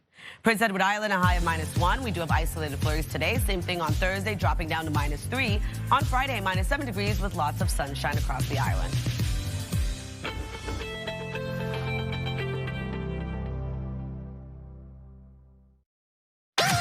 The #1 morning show in Halifax. Turk, Megan, and Amateur Alex. And home to the biggest artists. Halifax's #1 hit music station. 101.3 Virgin Radio.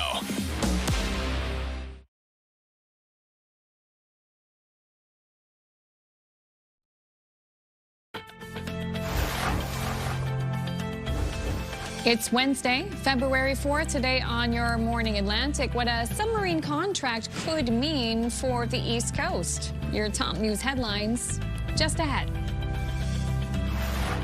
And catching up with the East Pointers. They have a new album called Schooner Town, and they're touring with Alan Doyle, but they're making some time for us. We're going to sit down with them a little bit later this half hour. Those stories and more are coming up in the Wednesday edition of Your Morning Atlantic.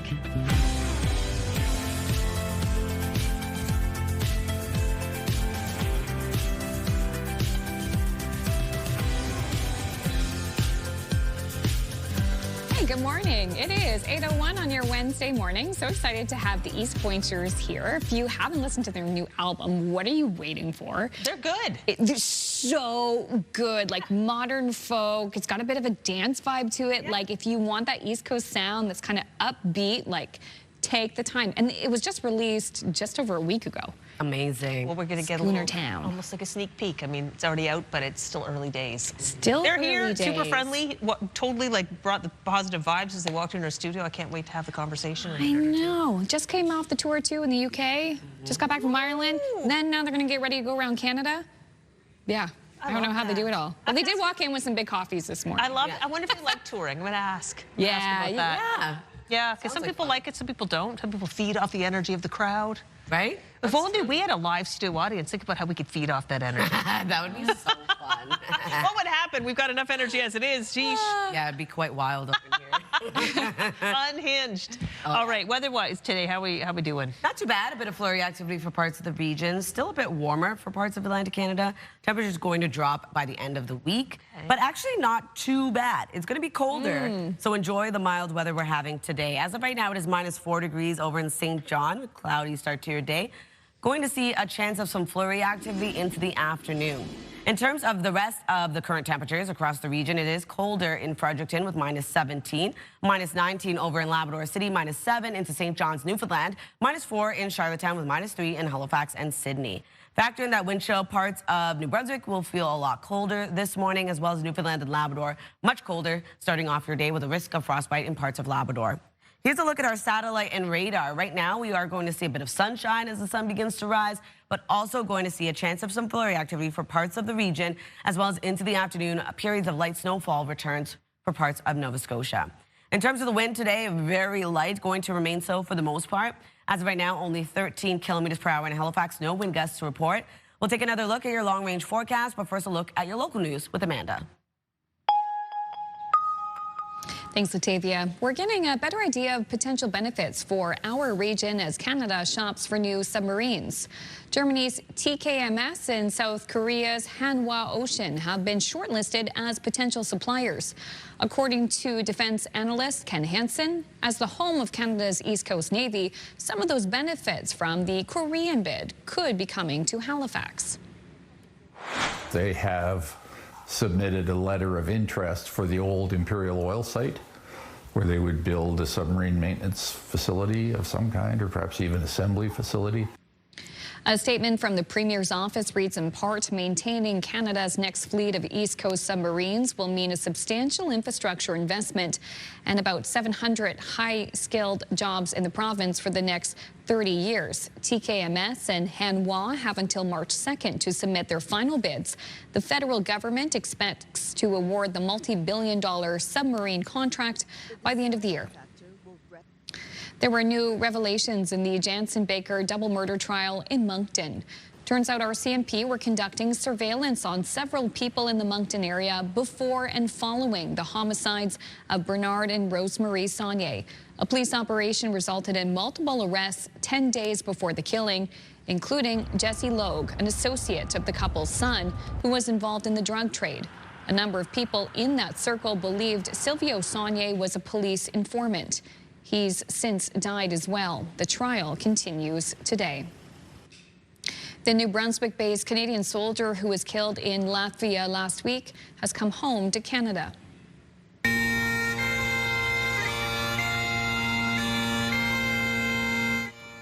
The remains of gunner Sebastian Halmagine were repatriated at CFB Trenton Tuesday. The young soldier had served less than 3 years in the armed forces and was on his first overseas deployment when he was killed. He and his unit were based at CFB Gagetown and last year assisted with firefighting efforts in Newfoundland and Labrador.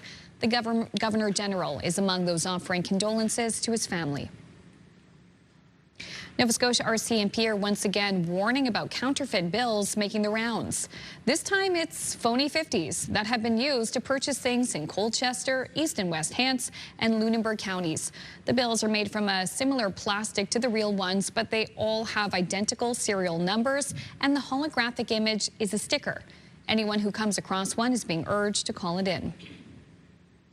Nova Scotia is rolling out a long-promised plan to help first-time homebuyers. CTV's Jesse Thomas has the details. Home ownership has been slipping away. We hear that from 20, 30-year-olds, that home ownership is gone, and they really want that back, and this is an opportunity to bring that back to them. The announcement was made at the Downtown Halifax Credit Union. They'll administer the program that allows eligible buyers to purchase their first home with as little as 2% down. In Halifax and East Hants municipalities, the incentive applies to homes priced up to $570,000 and up to $500,000 everywhere else. $570,000 in Halifax is tight. It is. There's no doubt about that. Outside of Halifax, it's really not. $500,000 will easily get a first-time home. There are other conditions, like households can earn no more than $200,000 per year and hold a minimum credit rating score of 630. Yeah, just across over there. This Halifax realtor says the program could help renters stuck paying huge monthly costs. This will hopefully allow people with that high rent just to save that 2%, and rather than pay rent, you know, build equity in their mortgage. We see a huge need. We see more people than ever that are actually paying higher rent than what their actual mortgage payment could technically be. Jesse Thomas, CTV News, Halifax. Thank you, Jesse. Finally, another rescue on the West Coast, an animal rescue. A young harbor seal was rescued from a life-threatening gill net entanglement over in West Vancouver. Vancouver Aquarium, look at this little face. Marine Mammal Rescue Society says a concerned citizen told them about the female seal, which the team named Annette. So when they found her, she was, yeah, I know, Annette. She was in a critical condition at half the normal body weight and was suffering from a deep wound around her neck, but she was freed from the net and is now receiving intensive care, and the team remains very optimistic about her progress. But they did name her Annette. I love Annette. That's hilarious. Adorable face. And she can really chow down a fish. Like, Annette's doing okay. Yes, in 4 bites. Yeah. She was a hungry gal. Hungry gal. Okay, I've got a treat for you, Amanda. Yeah. Guess who's going to be hosting SNL? Oh, yeah, I know this. Okay, here we go. Yes, it's our friends from Heated Rivalry. Wait, you didn't know this? No. Yeah. He's been confirmed as the host on February 28th. SNL has already taken on Heated Rivalry with its Heated Wizardry sketch, and they're going to welcome one of the show's co-stars. So the musical guest will be Mumford & Sons. That's going to be quite a good night. It's going to be a great lineup. So, wow. Who is Connor Story? Which character is he? He plays Ilya Rosenov. Oh, okay. He plays a Russian so well. His accent incredible. So where is he from? Texas. Come on. I literally just heard his actual voice like a week ago, and I was like, what? It is wild. Very impressive. Wild. With a dialect coach, big time. That's awesome. Worked so hard. I can't wait to see the outtakes, the highlights, because I sure as heck won't be up that late watching it. Oh, I always watch Saturday Night Live, the recap the next morning. Exactly. Same with me. Love SNL. Okay. They have to come here.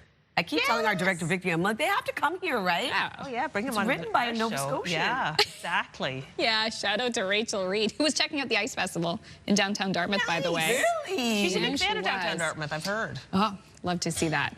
Still ahead this half hour, we're going to sit down with the East Pointers and talk about their latest album and their tours.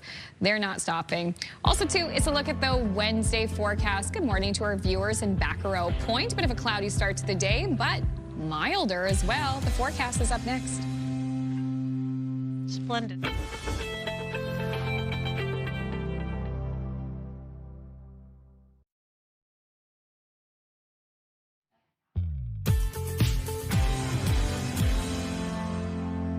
Welcome back. The time now is 8:12. We're taking a live look at Bell Island. Minus 6 degrees as of right now. It will warm up a little bit later on, but still going to remain a bit on the cooler side of things. So weather is brought to you by ALC.ca. A bit cold for parts of Atlantic Canada. As of right now, it is minus 17 degrees heading outdoors in Fredericton, minus 4 in Charlottetown, minus 2 degrees in Halifax, minus 3 in Sydney, minus 18 over in Labrador City, and minus 10 in Gander. Over to our forecast timeline. We are seeing sunshine in the forecast for parts of Newfoundland and Labrador, but also seeing some flurry activity for parts of the region. All three maritime provinces looking at a chance of some isolated flurries. Into the afternoon, we see that flurry activity transition over to periods of light snowfall for mainland Nova Scotia into the southern region of the province as well. That takes us into tonight, much of the same expected across the region.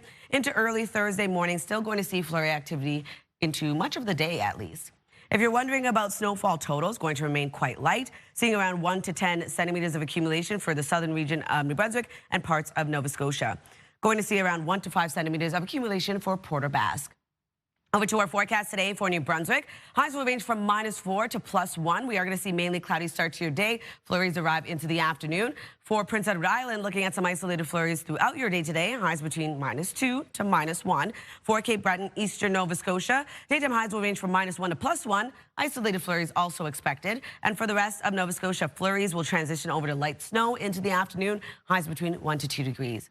For Newfoundland, we are going to see some flurry activity, also a bit of sunshine. But for Labrador City, looking at a chance of flurries throughout your day, a high of -10. -2 degrees in St. John's, Newfoundland. Lots of sunshine throughout your day today.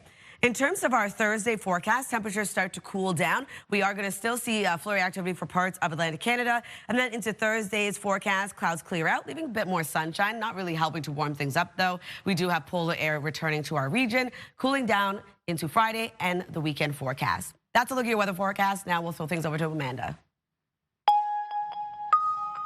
Thank you, Latavia. The hockey community and families across the country are honoring the lives of 3 young players killed in a devastating crash in Alberta. It's generations of early mornings, long drives, cold rinks, and proud parents in the stands. These young men were part of that story, and we will honor them. This loss is felt not only in Staveley and Nanton, but across our surrounding communities and our country. For Hanley, paying tribute to Caden Fine, J.J. Wright, and Cameron Casorso, who were killed in a car crash while heading to practice Monday morning. Their stories run deep in this southern Alberta community, as well as in Kamloops, where 2 of the boys were from. People who knew them say they are in shock and are finding relief in the memories, remembering their joy and skill on the ice. As for the crash, RCMP believe this was a tragic accident. No criminal charges are expected. New data reveals that millions of Canadians are at increased risk of heart disease and stroke. CTV's Heather Wright has more on the risks and how to lower them. What started as mild heartburn suddenly became much more serious for Elena Trainoff. I woke up one night in the middle of the night with crushing chest pain, and even then I thought, you know, I'm too young for this to be a heart situation. At just 40 years old, Trainoff had 100% blockage of one artery and partial blockage of 2 others. She was taken in for emergency surgery. Nearly 11 years later, Trainoff credits changes to her lifestyle for keeping her healthy. I quit smoking, I lost weight, I changed my eating habits, I radically reduced the amount of stress that I was under. According to a new report from the Heart and Stroke Foundation, 9 in every 10 Canadians have at least one risk factor for heart disease and stroke. Lifestyle risks include smoking, poor diet, stress, lack of sleep, and lack of physical activity. And while some risk factors like genetics, gender, age, and air pollution can't be changed, experts say 80% of premature heart disease can be prevented with lifestyle changes. We're surrounded by unhealthy food options. We aren't as physically active as we once were. Most people work in sedentary jobs. So for those reasons, it can be more difficult, and we have to make conscious effort to live healthfully. And while some risk factors like smoking are declining, others are on the rise. For example, 1 in 4 grade 12 students say they vape, while the number of Canadian adults living with high blood pressure has increased every year since 2000. Well, the death rate from heart disease and stroke has decreased by about 80% over the last 70 years. These diseases still cause 1 in every 5 deaths in Canada. CTV's Heather Wright reporting in Toronto. A quick break here on Your Morning Atlantic. When we return, Crystal will have a conversation with the East Pointers. That's coming up on the other side of this break. Please stay with us.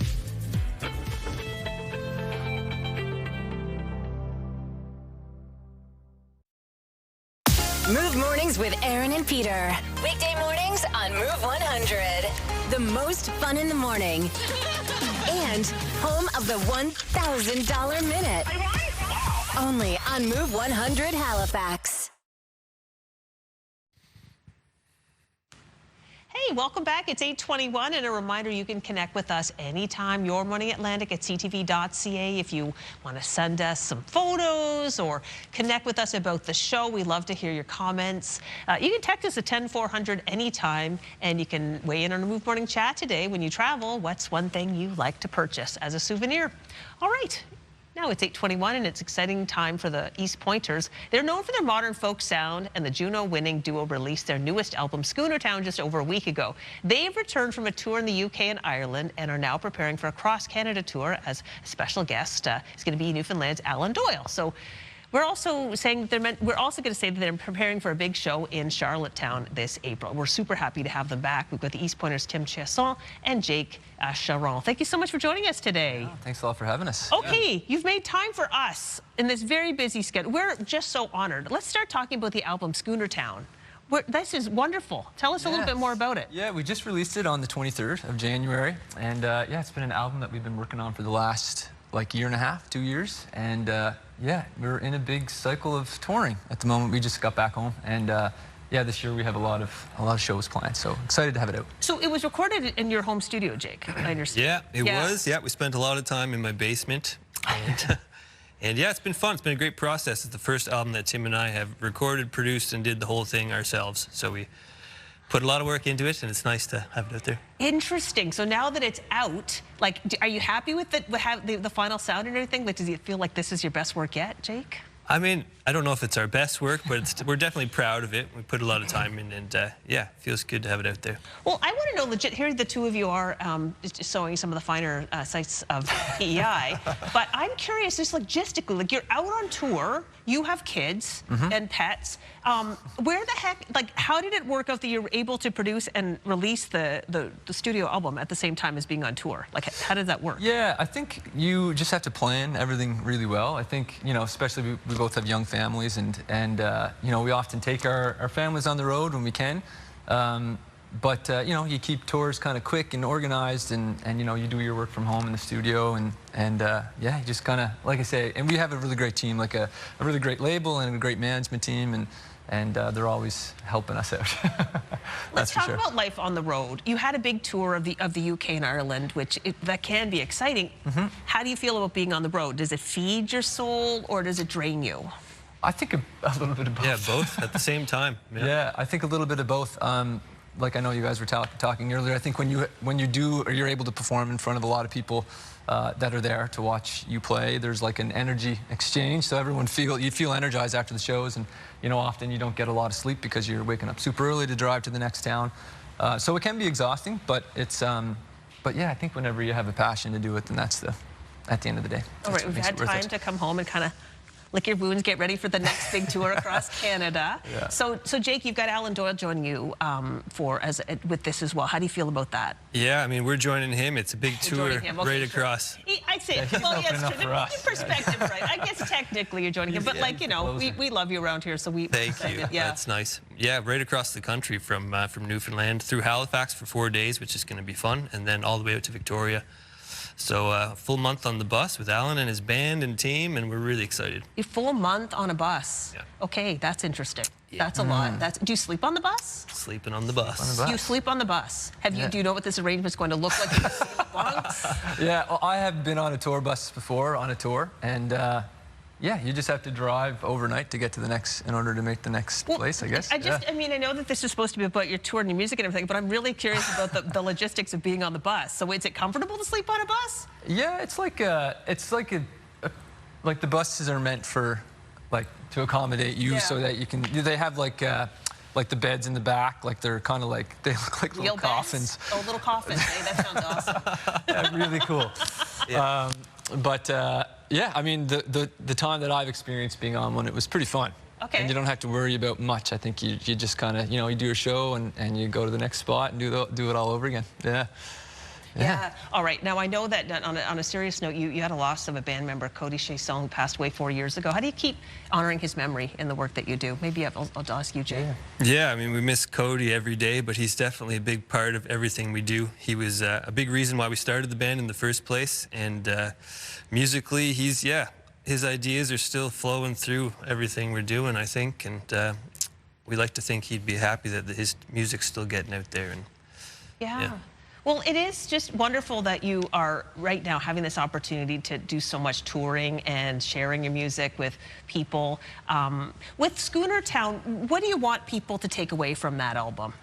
Yeah, I think with this album, like just to touch on a little bit about Cody and what Jake was saying, our last record that we made was quite, you know, we had a lot of like sadness after we lost Cody, and I think that was kind of reflected in the music and the songwriting. And this one, we really wanted to bring back that energy that we initially had with Cody, and just, you know, an album that, you know, lyrically there are some like deeper moments on it, but I think if you were to put it on and, you know, have a party, that's kind of what we wanted everyone to feel when they listen to this. And we're so rooted on the East Coast with our music and the folk music traditions from here that we wanted to bring that into the songwriting. And but yeah, just wanted it to feel like a good vibe, the whole record. When you go touring, you know, in Europe and now across Canada, we're so rooted in our East Coast culture here, and we kind of take it for granted. Do you find that people? I'll just ask you, Jake, because I'm looking at you.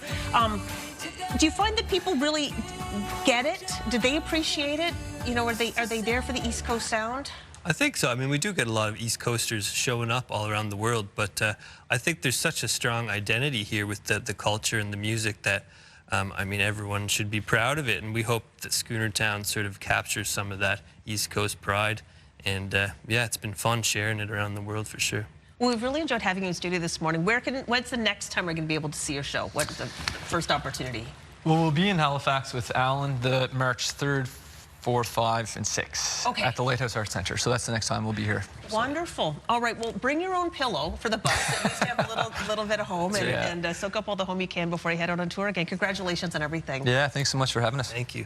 And we put all the information on our website about the East Pointers' new album and their tour dates. It's 8:28. We'll take a little break and be back with more of the show right after this.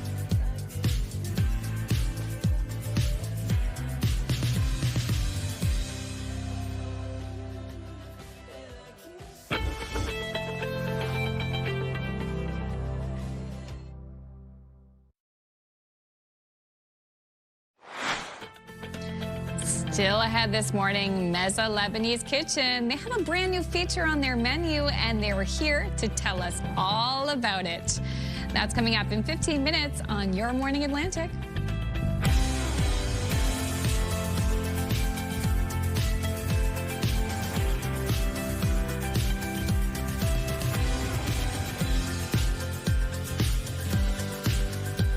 Good morning, Atlantic Canada. Welcome back. The time now is 8:31. We're seeing a mild day today. It's pretty nice outside. You can get outdoors and go for a walk, which is always nice. That's wonderful. Especially with the boots that can handle the slush. Yes. Because it's been so mild, we have seen snow slowly melting. But because we got such a big dump over the last 3 storms, it's going to take a while. Yeah, it's true. When this kind of weather, you get that at the end of the sidewalk, like the big slush puddle. Yes. You either go through it or you risk it all and try to jump over it. Yeah, for real. You know, I think about maybe who's in our old townhouse, because we had like no place in our first home to put the snow. Luckily, we have a spot now. But when you're in like rows of townhouses, or if you're any new build, you know, you don't have as much of a front lawn as you used to if you're in the city or in a city. So sometimes it can be so difficult to just find a spot to put all that snow. Well, at least it's true. At least it's mild, because what happens if you do have these crazy piles and stuff, when it freezes really hard, then it's very hard to move. Oh yeah, it's like next to impossible. Yeah, like an ice picker. Oh, you do. You Right? really It's do. true, You're yeah. up there. Yeah, it's wild. Anyway, not the case today. Today, we get a little break, if you will. Yeah, a low chance of some flurry activity for parts of the region. We will be seeing some light snowfall into the afternoon for parts of Nova Scotia. All right. Very light in its activity. We're looking at around 1 to 10 centimeters at most for parts of the region. So still something. Yeah, it's something, but it will clear out eventually. Freshen things up. Fresh dusting. Fresh dusting, yeah. Looks pretty here. Oh, yeah, gorgeous in Halifax early this morning. It's -2 degrees this morning, so not too bad starting off your day. Temperatures will rise above the freezing mark for much of Nova Scotia, so it's going to be quite a lovely day, as I mentioned, to get outdoors if you can. It's colder in Fredericton at -17 degrees right now, -4 in Charlottetown, -3 degrees in Sydney with -7 into St. John's, Newfoundland. Factor in that wind chill, going to feel cooler for parts of New Brunswick, as well as into Newfoundland and Labrador, seeing a risk of frostbite. Here's a look at our satellite and radar. We are going to see sunshine across much of Newfoundland and Labrador. Still going to see flurry activity, though, for parts of Atlantic Canada, with periods of snow into Nova Scotia this afternoon. In terms of the wind, though, remaining light throughout your day. Nothing above 11 kilometers per hour right now in Greenwood and in Halifax. No wind gusts to report at this time. We'll take one last look at your midweek forecast, but first a look at your local news with Amanda. Thank you, Latavia. The community of Truro continues to mourn the loss of a local woman who was struck and killed by a snowplow on Monday. We are overwhelmed by the community support that everybody has shown Tina and her family, Millbrook First Nations, downtown businesses, friends, family. Tina would not believe all the support that's going on right now for her. Tina Kleik is being remembered as warm and friendly by all who knew her, and the community has come together to show support for the grieving family. Since her death, more than $40,000 has been donated to them. She worked at the local Sobeys for over 2 decades. In a statement, her employer says, "Our entire team is devastated. Our focus is on supporting our teammates, family, and the local store through this crisis." Police are calling Monday's collision a tragic accident. It's been a busy stretch for the Moncton Fire Department, responding to 2 serious fires just blocks apart within a 48-hour span. The first fire broke out Sunday night on Robinson Street in a house split into multiple apartments. In all, there were 14 people seeking temporary housing. A neighbor agreed to take in a family of 9. They were about to go to sleep, so they were just in their pajamas. They had bare feet on, like tank tops, shorts, and they came running out in the snow. It's been a challenging 2 days for us. Fires are always challenging, but at this time of year, they're extra challenging. We have narrow streets and cold temperatures, and cold and water don't mix. We told you about the second fire Monday night in a similar structure on Lute Street. One person was taken to hospital with undetermined injuries. Despite uncertain times, the region's largest airport continues to see a bump in business. The airport says its passenger numbers were up 4% in 2025, serving more than 4.1 million travelers across all sectors. Also, international traffic was up more than 19%. And bucking a national trend, passenger volumes to and from the States were up 8.5% over 2024. Still, domestic travel remains the airport's largest sector. For a second year in a row, the Halifax St. Patrick's Day Parade has been canceled. An estimated 40% of the Halifax population has some kind of Irish connection, and this year would have been the 14th parade in honor of St. Patrick's Day. Turns out there wasn't enough interest or parade entries. Less people wanting to participate, and you know, if the weather's going to be that cold, we have entrants that might not show up or cancel at the last minute, and we really needed a solid number in order to make this work, and we just weren't there. Last year, the event was canceled because municipal permits did not arrive in time. CU Tech hopes new volunteers will step up and help organize for next year. Nova Scotia is welcoming a football legend. Michael Pinball Clemens chartered his foundation to the province to learn more about Black history here and make a special donation. CTV's Vanessa Wright has more. Before today, Canadian-American icon Michael Pinball Clemens didn't have many ties to Nova Scotia. It is a piece of our culture that is known but unknown. right? We are familiar with it, but the details are often lost, and so with that, that's something that we hope to begin the journey today. He, alongside members of his Pinball Foundation, chartered from Toronto to Halifax Tuesday, making stops at Pier 21, Canada's National Museum of Immigration, and later a tour of the historic Africville site. It's something that we've always had a passion for. We've always wanted to come out and visit Africville and take that whole experience in. The Pinball Foundation announcing a $250,000 donation. The proceeds will go to the Africville community and help students of Africville descendants attend a post-secondary school of their choosing. The fact that they saw the Africville Museum and the Africville community as an important piece to invest in is so extraordinary. Their influence to bring other people here to hear the story as well and to see what's going on in Nova Scotia. We are just so thrilled. Like, I could hardly sleep last night. Life is not an I story, it's a we story, and that's really what we want to communicate today, is that we're really excited to be here. A message they hope to leave with Nova Scotians until they meet again. Vanessa Wright, CTV News, Halifax. Well, thank you so much, Vanessa, for that story. All right, let's take a little trip to the Baltic Sea. All right, it is on Poland's coast. It's frozen right now, and people are stepping out to take a look.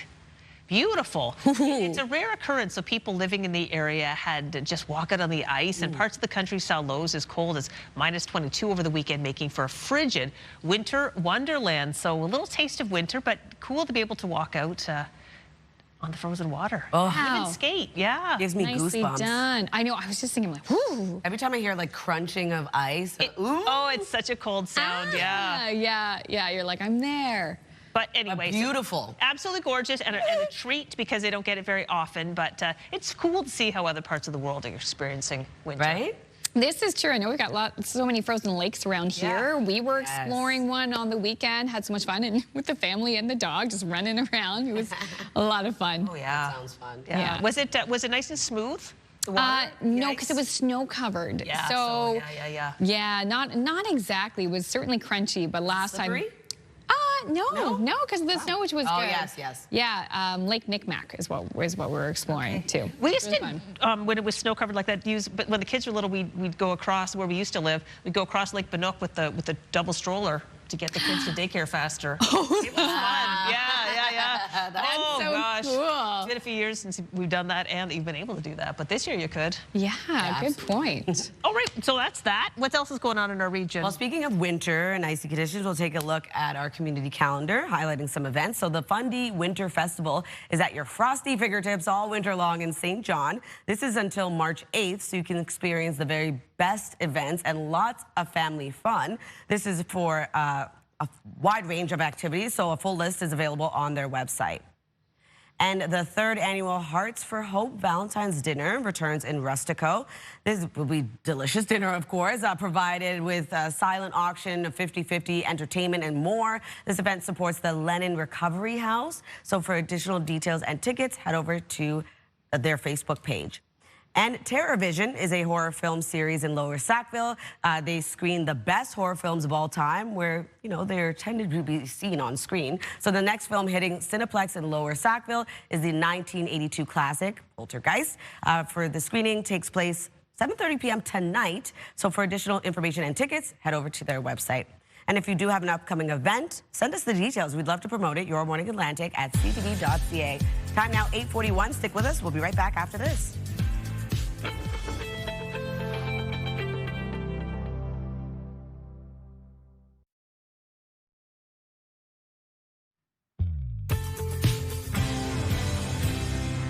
Welcome back. The time now is 8:44. We're taking a live look at a cloudy start to the day in Yarmouth. -3 degrees as of right now. Temperatures will warm up above the freezing mark, actually, for much of Nova Scotia, but it is starting off cold for parts of the region. As of right now, it is -17 degrees in Fredericton, -4 in Charlottetown, -3 degrees over in Sydney, and -7 starting off your day in St. John's, Newfoundland.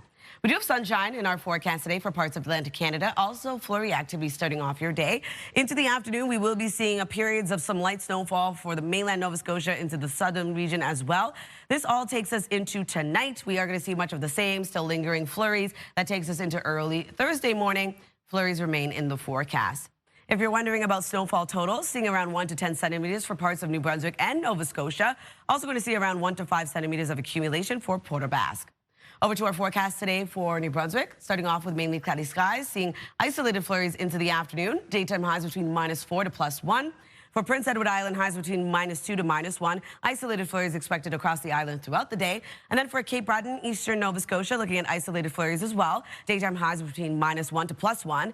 And for the rest of Nova Scotia, flurries transitions over to periods of light snow with highs between 1 to 2 degrees, wind gusts of 40. Labrador City seeing a chance of flurries throughout their day today, a high of -10, -2 degrees into St. John's, Newfoundland, and lots of sunshine throughout your day.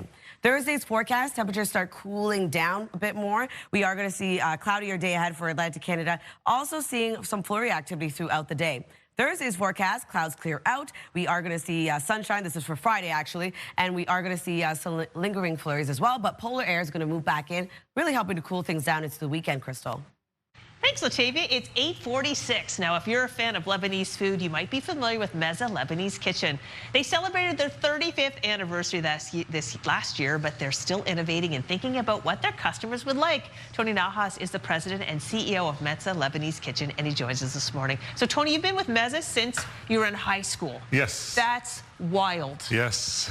Because your parents said, please join the business. Yeah, so as being the oldest son, I wasn't obligated. I was obligated to, had a choice, either school or work. So I put on my shirt on and came to work. I love it. And you've been doing this for so long. And I love that even though you're 35 years in, you're not just resting on your laurels, you're trying new things. And now you're bringing in this exciting new menu feature. Tell us about it. Yeah, so steak. So it's been 2 years in process. And then so been testing a lot. So the whole idea with, well, it's beef shawarma. So beef shawarma, it's stacked on a spit on a rotisserie. Yes. But we want to be innovative, and then basically it's the same spices, but we called it steak. So they're pieces of steak that we cook on the grill rather than being on a rotisserie.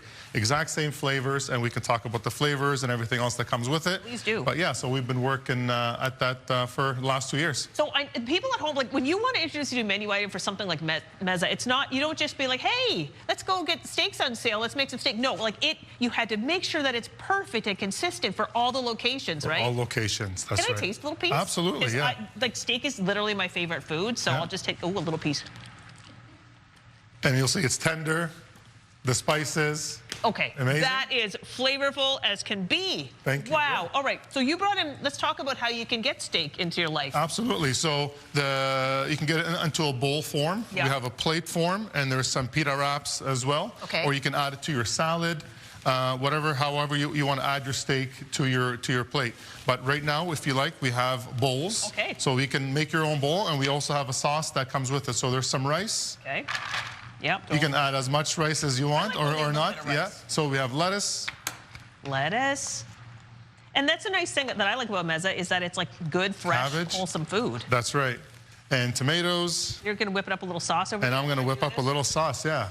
This is. And you have pickles, and don't forget the pickled turnips. The pickled turnip really is a special treat for Mediterranean food. It is, yeah. So for you, having been doing this for so many years, you must be pretty excited that this steak's on the menu. Finally, it's launched. I'm very excited for this to launch, really to put it to rest, and really to be proud of to introduce another item onto the menu, another protein. So we can add from chicken, falafel. Now you have steak. And yeah, we're always innovating. We have another veggie item hopefully coming out soon. Oh yeah, it's good. So we're excited. You know, options for everybody. What the heck are you doing right there? So yeah, so this is the tahini sauce, and with the tahini sauce, we wanted to incorporate another type of more flavor. Yeah. So I always want, traditionally, it's tahini sauce that has to go with the sumac onions. Yep. So my brother's like, it's got to be different. It's got to be. I'm like, Peter, come on, like, got to be traditional. So he's like, how about you add some chimichurri sauce? I'm like, you know what? Let me try something here. So here we are. So I blended the two. And tahini. That's right. Okay. Can I just drizzle a little bit of that Yes, bad boy yeah, on here? I love that. please. So is that an option you can get? That's the only option you can get. I shouldn't say the only.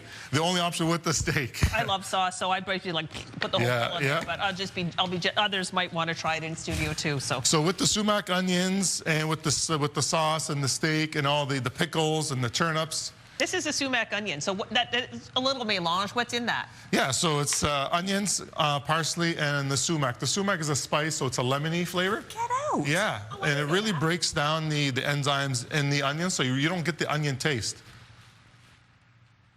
Tony, that sauce is a revelation. Isn't it nice? Oh my gosh, I'm glad that you're in charge of things over there. Okay, let's talk about this. What do you have here? So this is a fattoush salad. So mixed greens, radishes, cucumbers, tomatoes, and we put pita chips on top and the dressing as well. So you see it's a little bit... it's a fattoush dressing. It's a fattoush dressing. It's a little lemony too, right? It's lemony because there's sumac. I was trying to get that word. So it's purple looking, but there's sumac inside, garlic, lemon.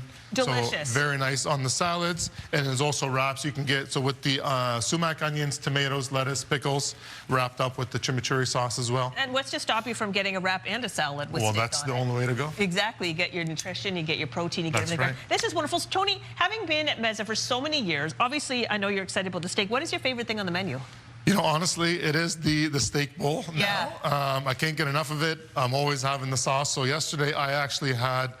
You know, please don't judge me on this. I had a wrap and a bowl yesterday. Why not? I was hungry, but it's excellent. And also, of course, the chicken shawarma was always a classic to go to. Well, that is all the time we have, but thank you so much for coming in live today. Thank you. Thank you for this. It's truly delicious and the best breakfast I've had in ages. Yes. There's a Mezza near you, and we put the website on ours to make it easy for you to find. Yum, yum, yum. Give me some. We'll be right back after this break. Oh my gosh, this is truly delicious. It's good, so isn't much. it? Yeah, good.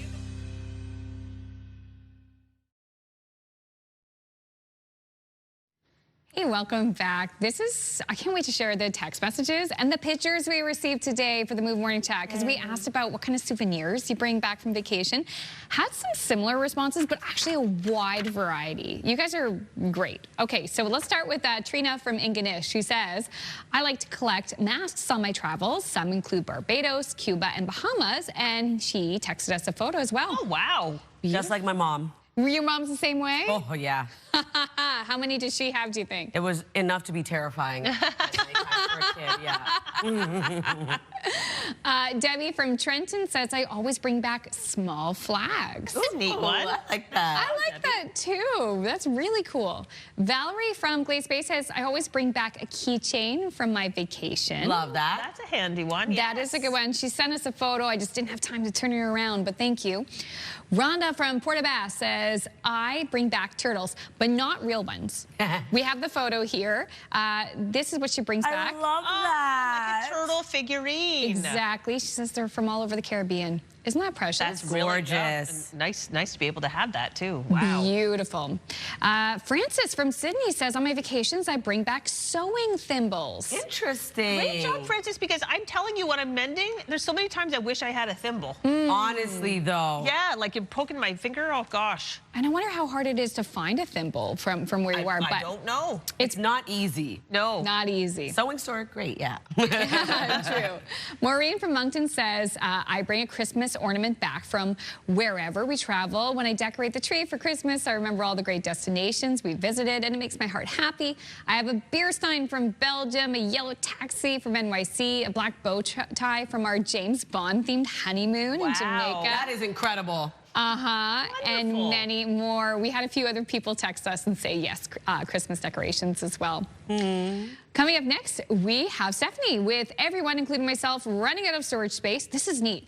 I've started bringing home flavors of places I visit. Paprika from Hungary, Schwartz smoked meat spice from Montreal. They often come from markets or restaurants I've visited, so wonderful, tasty memories. Great idea. All right, I'll try to rip through these and share them all. Kathy, Center Burlington, it's all about the fridge magnets. I bring them back from our fridge, and my mom, she's got a picture here too. Yes, like looking at my own fridge. Yeah, love that one. Marlene from Ryan's Creek, I collect shot glasses. She has a photo too. She said, though, right before she took the photo, she broke that one on the right. Oh. So she's got to go back to Jamaica.